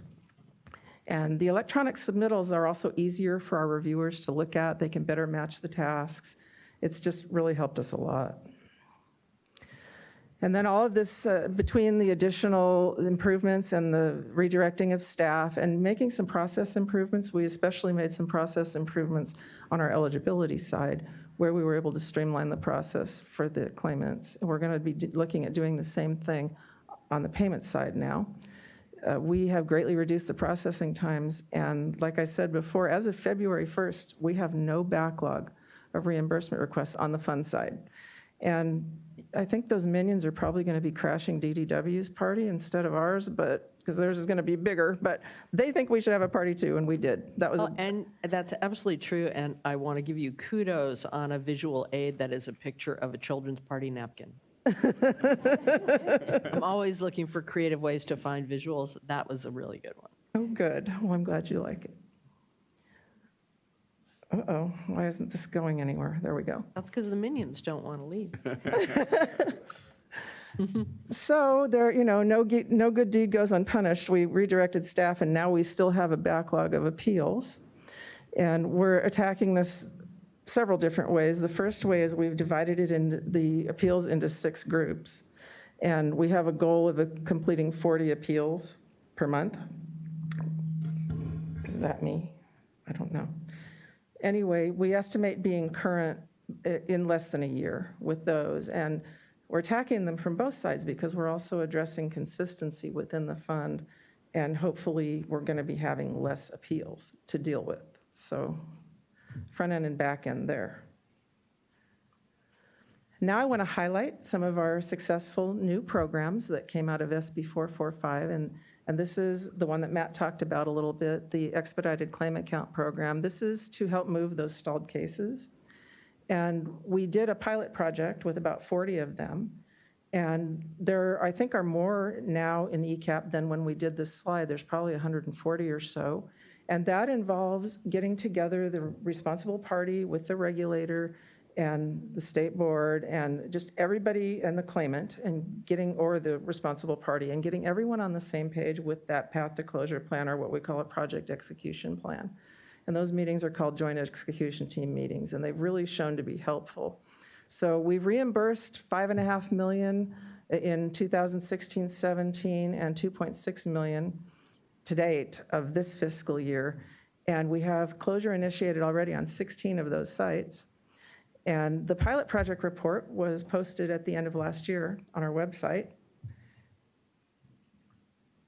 oops, sorry, this thing is being a little bit touchy.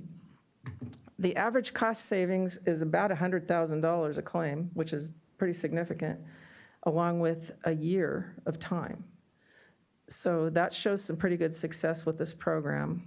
And we have faster technical review of the reimbursement request because everybody is talking to each other and knows what they're doing and knows what's going to be eligible. And we've reimbursed probably over $500,000 this last year, to the 40 claims in the pilot project. We have fewer ineligible costs because people are working together, and yay, we've had no appeals on these reimbursement requests so far. So for the future, for ECAP, we're looking to close 75% of those pilot project cases within 2 years and 92% of them within 5 years. We have $100 million to spend on this, so we're actively recruiting with the regional boards, and we're thinking about putting something in GeoTracker, or just trying to do, like Matt said, outreach on both sides, the fund side and the non-fund side, to get people into these programs. That's the SB 445 Yes. funding? Yes, very good. And so we have an effective tool here. We've demonstrated that it's useful, and the earlier the site gets into the ECAP program, the more cost and time savings we'll see. Now I'm going to talk a little bit about our SCAP, or Site Cleanup Sub-Account Program, and that is something that also came out of SB 445, and we're looking at that transition that Matt talked about, where we've got cases that are non-petroleum that are actually much more toxic, non-biodegradable solvents and nastier things than petroleum. So, and they have some money to work on that, and it does have some restrictions on it, but we've had 189 applications that we've reviewed since the beginning of it, and we've funded 47 projects and given out, or encumbered, I guess, 24 million, and we're looking at 35 more grant projects right now. And there are some complexities to it because there are, like I said, those restrictions, but we also have money that we can use for the regional boards to do some investigation on sites where they don't know what's going on or they don't have a responsible party, and we have a contract right now getting ready to kick off for that. And it's a grant program. We're turning around reimbursements in less than 2 months, which is very helpful to keep the projects going. And we accept pre-applications continuously, actively recruiting for this one too, because as you can see, we have money for this program. We have encumbered all of the 15-16 money, but we still have a lot left from 16-17, and we have all of our appropriation for 2017-18. So our SCAP folks are actively looking for sites and working with the regional boards to find them. So, oops. Here is a slide that shows what kind of projects we have in SCAP. The overwhelming majority of them are those chlorinated solvents from, say, dry cleaners or industrial solvent use or solvent recycling sites. And some of them are just the really big bad sites, and that's why we are excited about this program, because we're able to help folks do something about them. There are also some sites that are a mixture, and then there's some with perchlorate or other volatile organic compounds or dioxins, and there's that little red slice there that's petroleum hydrocarbons. This typically isn't a program for that, but there were some sites that kind of ran out of money and just needed to do the last thing that was a threat to water quality, such as having unmaintained monitoring wells. So we would have gone in and destroyed those wells for them. With the chlorinated solvents, is the dry cleaners about half of those cases? I would say more. More, okay. I've got my SCAP folks here. Most of them. Most of them? Yes. Okay. Yeah, that I would imagine they were a majority. But then there's still, as you said, there's other industrial legacy sites that are some of the most difficult in our state. So. Paint manufacturers, yeah, there's lots of them. So what we're starting to see as this program evolves is that we have projects where the responsible parties aren't doing anything, and we're trying to help them get into this program, but you can bring the horse to water thing, but you can't make them do it. And there are also some ability to pay complexities, because one of the components of this program is that they have to show that they don't have the ability to pay. Right. So that's a little bit of a stumbling block because we have to get the documents from them. Sometimes we don't understand them, or sometimes they don't understand them, and we have to be able to show that in order to give a grant. And if they have an ability to pay, then they are supposed to pay that amount, and we're supposed to give the rest. So then we also have some projects that don't yet have a directive from a regulatory agency, and that's another reason that we're working with the regional boards. In the future for SCAP, we have 44 additional projects that are now in development, and we're going to hopefully approve and fund most of those. And we're taking visits with our SCAP staff to the sites, and that contract that I talked about before with the regional boards is about to start up for them to work on 12 sites. And that contract helps with the fact that we don't actually have enough staff to be able to do that work. Yes. I know we've talked about this a number of times. I'm going to want to follow up. We don't have to do I it want to here. make sure that you're clear. The general service contract is for actually doing the work. Right.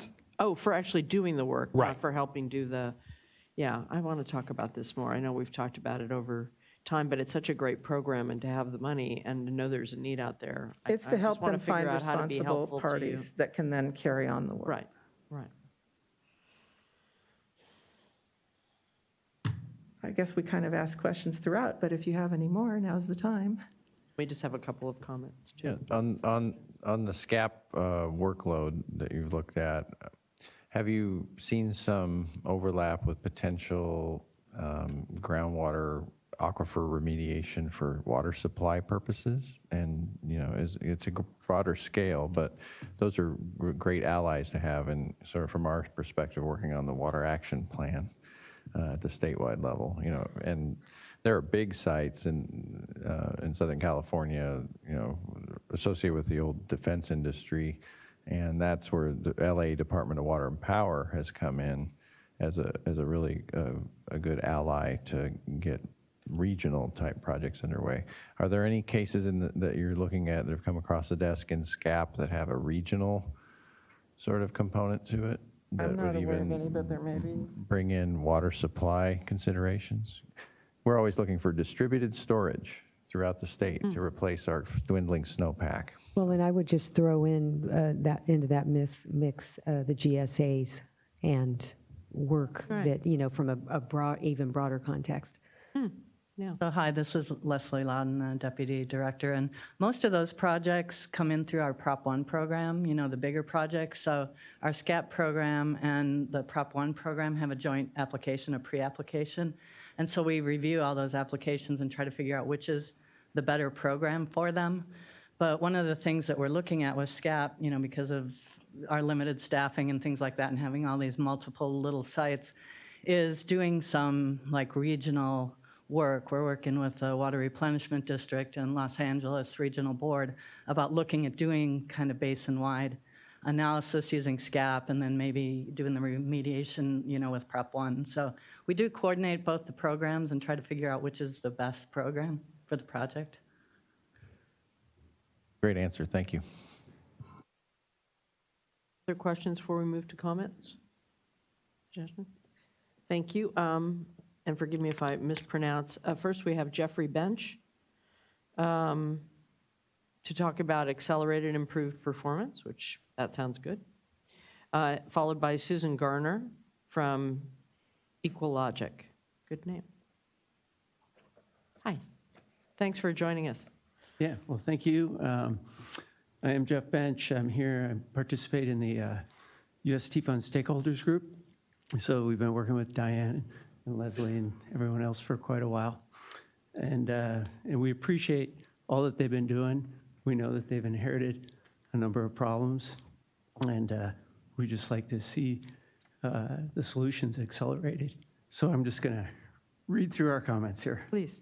The cleanup fund claimants, who we represent, have identified numerous problems with the cleanup fund administration, and I guess brought these, excuse me, to your attention a couple of years ago.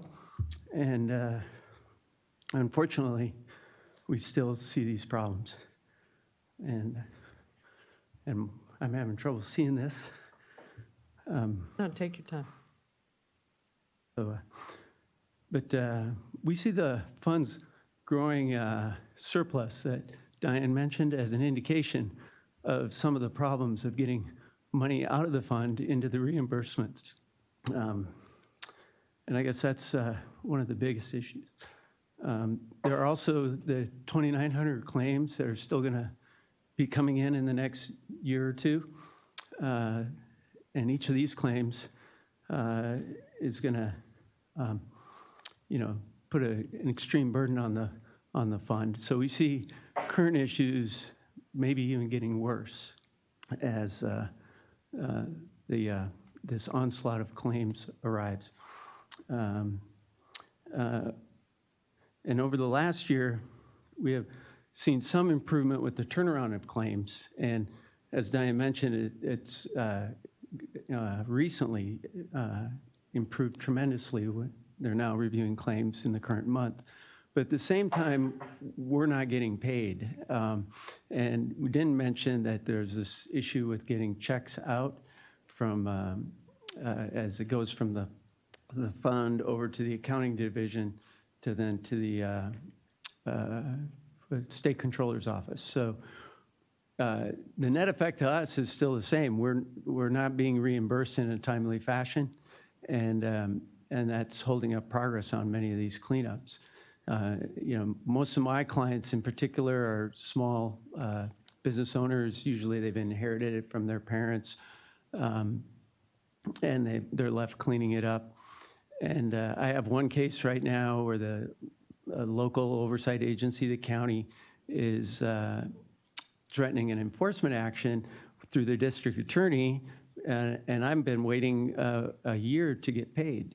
And it's all due to some of these complications. So these are the things that we see sort of in the field that really hinder the progress of the cleanups and moving forward.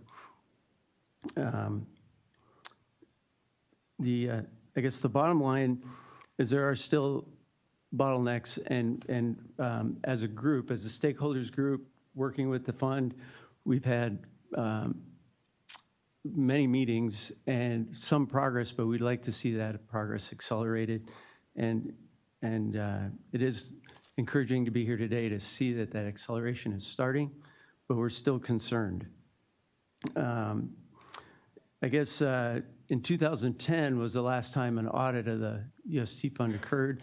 I was around back then. I don't know if you folks were, but the problem wasn't too much money, which is kind of what we see today, although you can never have too much money, I guess. But back then, the fund had zero money and had to sort of shut down, and we went through this audit, and a lot of improvements came from that. But if you look back at that list of suggestions, we can still see today that many of those suggestions are still issues that need to be resolved today. And for instance, lack of financial planning and expertise. We've been working with the fund, and I understand in a week or two we're going to have a meeting where they will present this surplus reduction plan. And I did see from Diane's slide here a few minutes ago that we're showing how the two lines are going to intersect out there in the future. We also have our model that we've kind of put together, wondering how this surplus is going to be reduced over time. And so we're encouraged to see the fund's model finally. We feel like this is something that's overdue. And so we look forward to working with the fund to make sure that we're both understanding this surplus reduction in a similar way. Oh, you can. I'm out of time. But we would request that the board maintain some oversight on this and then also provide additional expertise if needed. I'm going to race through now. The accurate demand and revenue projections, we'd like to see more of that. We see many times we get reports that are filled with inaccuracies, so it makes us question a lot of these data. Working with the fund on a day-to-day basis, in the past, we've seen roles that are, who's doing what kind of things when it comes to approving RRs and approving budget change requests, things of that nature. So the there, I guess, poorly defined roles, metrics with respect to who determines cost, reasonableness, and necessary. I like to phrase that people playing out of position sometimes.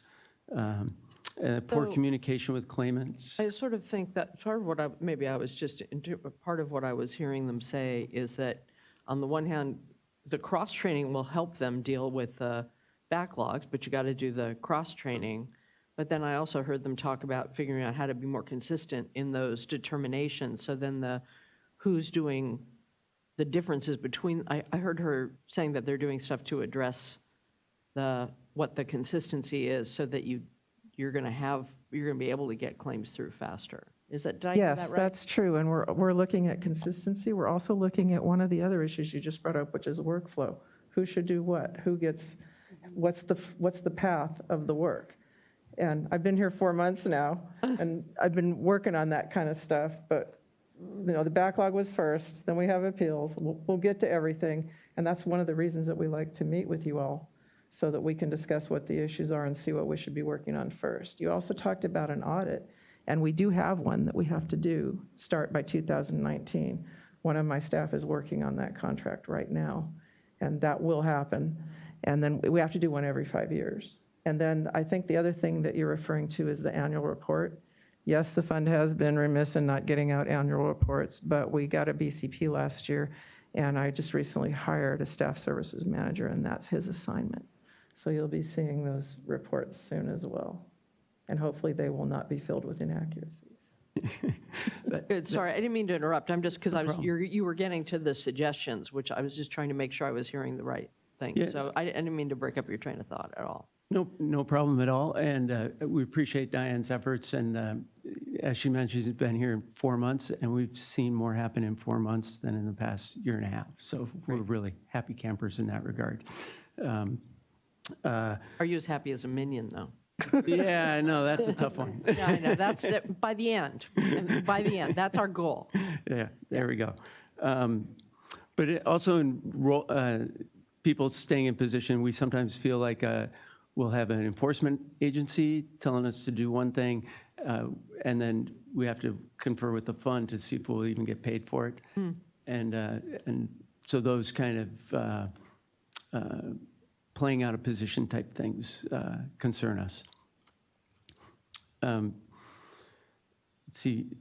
Yeah, so I was just going to, in summary, we definitely appreciate everything that the fund has been doing and the recent strides that they've been making. But we do like the idea of a third-party audit to help resolve some of the remaining issues and accelerate their implementation. We think the audit could also provide unbiased approaches to various solutions and provide additional expertise. So I'm really glad to hear we have an audit planned. I'm a firm believer in audits. I view them as educational tools. Yeah. And then we're also concerned about this, what we call it sort of this issue with fiscal and the accounting.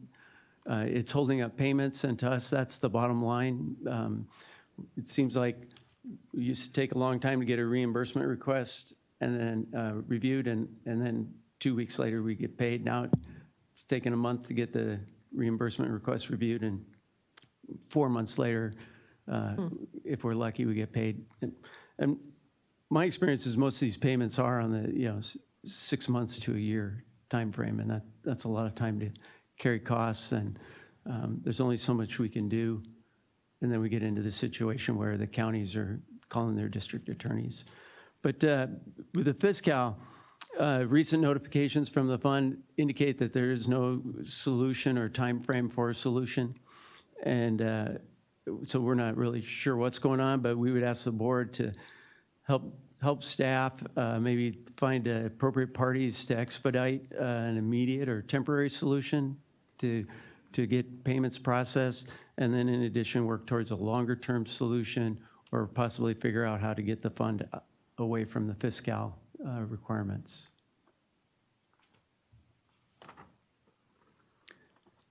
And with that, thank you for bearing with me. Appreciate No, it. thank you, it's helpful. I mean, and that's the purpose of an information item. I'm glad you came. That's helpful. I know there's a lot more to come, but. All right, and thank you, Diane. Thanks, Leslie. Appreciate it.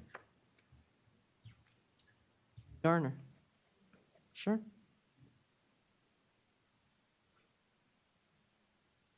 Hi, I'm Susan Garner, and I've testified here before on behalf of school districts and prioritization of school districts in the UST reimbursement fund. I'm sorry, I've had a cold. I mainly want to address Director Moore's comment about permitting, but before I get to that, I do want to comment on the changes in management. Leslie Loudon and Diane Barkley, I've noticed a difference, a positive difference in how things are going with the fund. And I can say that over the last 6 months, as I've had issues and raised them to the board, Leslie's been fabulous about getting back to me and has taken my comments to heart. And in fact, one of my concerns initially when I spoke to the board was that school districts were no longer being prioritized, and they had been before, which was definitely the intent of the legislation with the special school district account, and Leslie changed that immediately. So, and the districts appreciate that. And the other change I've noticed as well in terms of expediting the process is a few years ago, maybe even less than that, staff would not reach out to consultants if they had questions, about submittal. And so what would happen is that, it may take a few months to get a letter back on a claim application, for example. And then there would be the comments, and then we would answer the comments, and it just started a paper train that took a long time. But now I've had staff actually call me with questions, and in fact, before Leslie, I was told by staff members that they were actually discouraged from speaking with consultants, and I've noticed a change in that. And I think it just helps to expedite the process, and it's greatly appreciated. Okay, so with regard to permits, as Salika pointed out, it's usually lack of permit compliance that boots a potentially eligible claimant from getting reimbursed. And it's not, usually it's the first permit. So an eligible claimant can have a number of permits showing that they've been in permit compliance, but not have that first permit. And which is the first permit? It's whenever an agency required a permit in an area. And in fact, you could probably say this better than me, but that's my understanding. And I also understand that the fund collected that information, I don't know, in the early 90s maybe, and they have a binder that they go to for an area. I've never seen the binder, but I'd like to see it. Anyway, and That's weird. We have binders full of permits. That's no, well, not permits. This is the information that tells them by county or by city when a claimant was when the first requirement came out in that area to be in permit compliance for storing fuel in an underground storage tank. And so, for example, I had an applicant in San Diego, actually in I'm sorry, it was in Santa Barbara. And I can't remember what the actual permit date was, but it was, the fund told us it was something like, it was for Goleta West Sanitary District, and it turns out they did have the permit. But the fund told us that the permit requirement was something like the late 80s. I don't remember the exact date. So I went back to the fire department to confirm that with them. They had no information about that date. And not only did they not have any information about that date, they no longer maintain the permits. So we're required, our applicants are required to have the first permit, but the agencies are not required to maintain those permits, which is really a problem. And so I can understand, for example, for the oil companies who are in the business of underground storage tanks, but a lot of these applicants, they happen to have a storage tank. They thought they were doing a good job in terms of being in permit compliance. And it turns out that, maybe they store documents for 10 years, and which is reasonable, or maybe even 15 years. But when you're going back to maybe over 25 to 30 years, it's not reasonable to expect an applicant to be keeping permits that go back that long. So that's been the issue in terms of eligible applicants getting booted out. They could have everything except that first permit to operate. Is that illegal? Is that in the is that a legislative problem? Okay, so that's something we might want to fix, because it seems. Remember, the reason that was put in there was to get people to get their tanks permitted. If they didn't get their tanks permitted, they'd be ineligible to get reimbursed for cleanup. Well, that makes sense, but if you're we're now today. Yeah, I understand, How do we deal with it today is the question. I don't mean revise the whole thing and throw it away. I mean, it's how do you deal with the problem if there's a big chunk of folks that are stranded for this particular reason? I mean, we're That doesn't talking help 30 anybody. years. That's yeah. all I meant, sorry. I'm sorry for interrupting, but we're talking 30 years in some cases. Yeah. From 1987.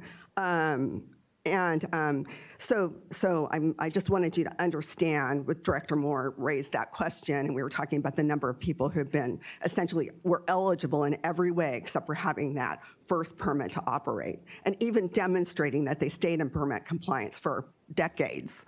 And then the other thing on the Board of Equalization fees, I see that as a non-issue because an applicant can pay the fees that they didn't pay. There's a penalty on them, but it's not, the fees are not exorbitant. I did have a client who had to pay historic permit fees, and I think the penalty was a couple $100. So if an applicant really wants to comply in that way, they still have the opportunity to do that. So other than that, I think the presentation was excellent. Thank you. Thank you very much. Thanks. That illuminates stuff for us. That's great. Work in progress, but a lot of fast work in fast progress. So there's a lot more to hope for. Questions?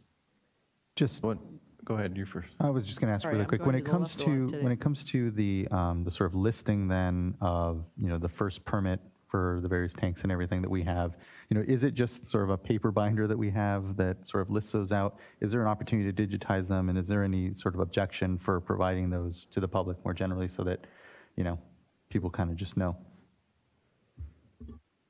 I do not recall there being a binder or anything, and that could have predated me. I started with the fund in 2008, but I know our eligibility staff have a lot of that information, so we'll see what we can put into place and put it out on the website so other people can have that information as well.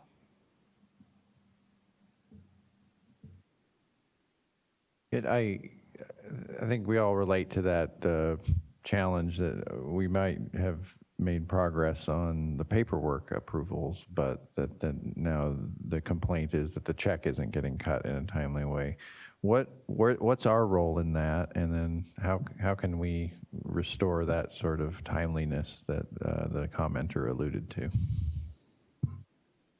We have had several meetings with accounting, and I know that we just pushed a big slug through to them. It's kind of like the perfect storm for them right now because they have fiscal, they have this, they are moving. So other than In that offer picture, them you've help. made John Russell push a car. He was going to say that, but we decided not to. It does look like him, doesn't it? Yeah, it does.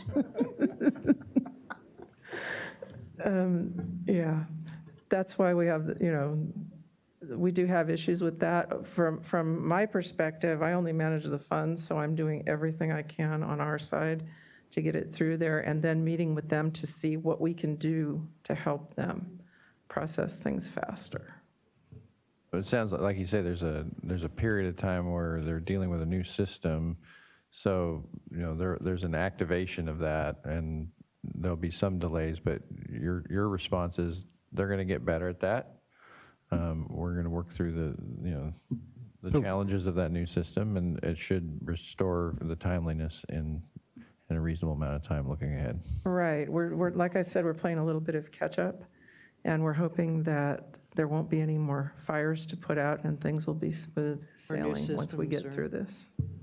So we will coordinate with accounting on the issue of, they've got, a large batch that have come through in the last few months to dealing with that backlog. I really appreciate the work that Diane and her predecessor, Lisa McCann, did to get that in shape and out the door.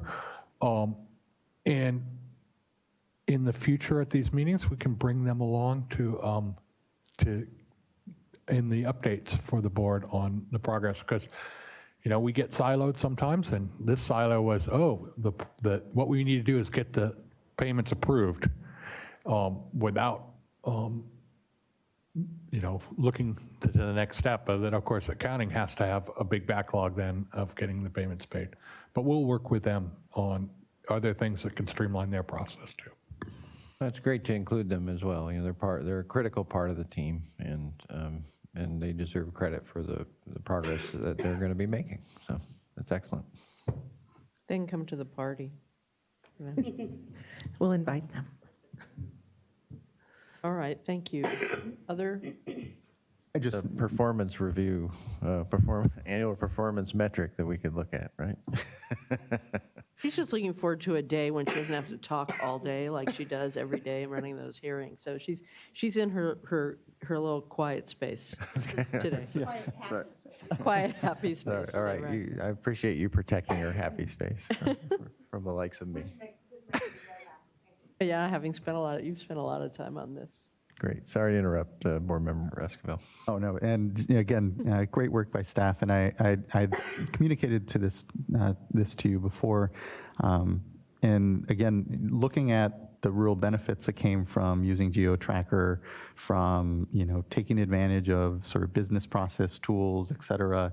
I'm interested in continuing to say, well, how can we continue to provide tools that help streamline, help you do more with less, insofar as staff time is always a constraint. And so the more that we can offload business process and data checking, all that stuff, and have really kind of cohesive tools, both for the folks on the outside, our stakeholders, but then also internally for staff time. Just I'm interested in seeing where those chances for efficiency are, because I think that's really the way to continue to try to really process all this and save staff time for the creative work, the sort of the human touch, if you will, to what is sometimes just sort of dry regulatory process. So.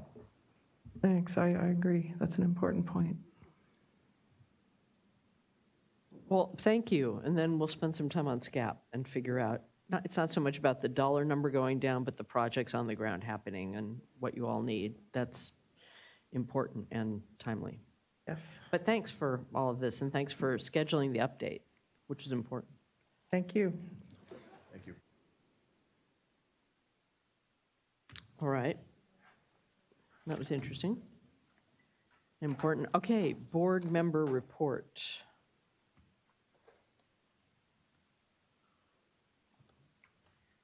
I'm going to start over here this time. So last week, I had the opportunity to join Northern California Water Use Association, their NACWA's yearly sort of gathering. It was a great gathering. Bryce Lundberg, I have to say, again, is an incredible human being, and our folks in the Sac Valley, they're really doing incredible work.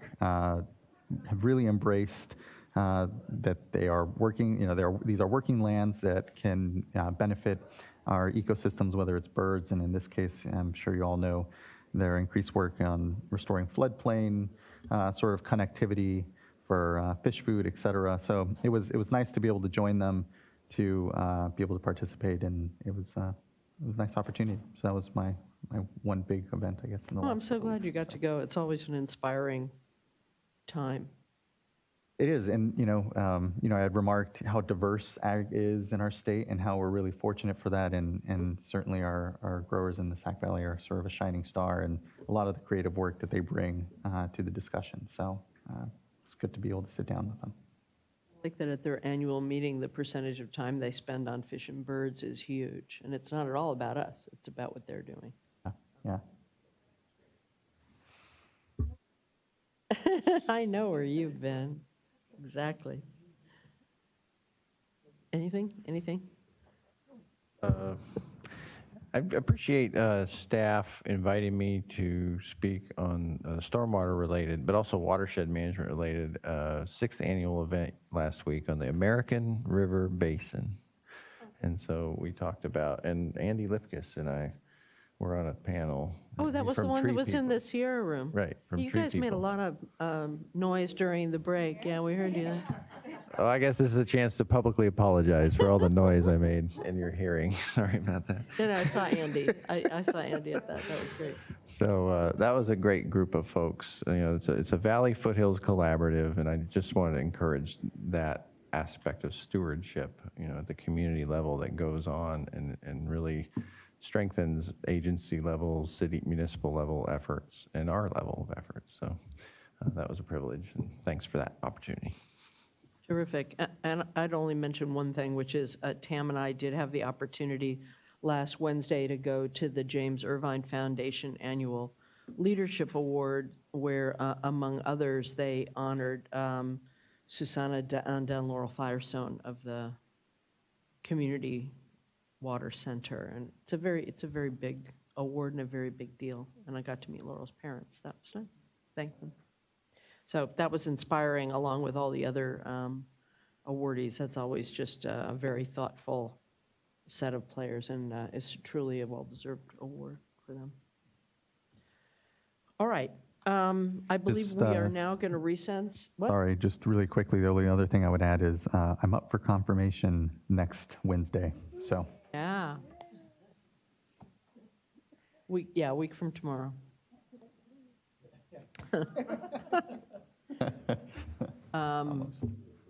So now I'm looking at Mr. Lawfer to make sure I say everything right. We are going to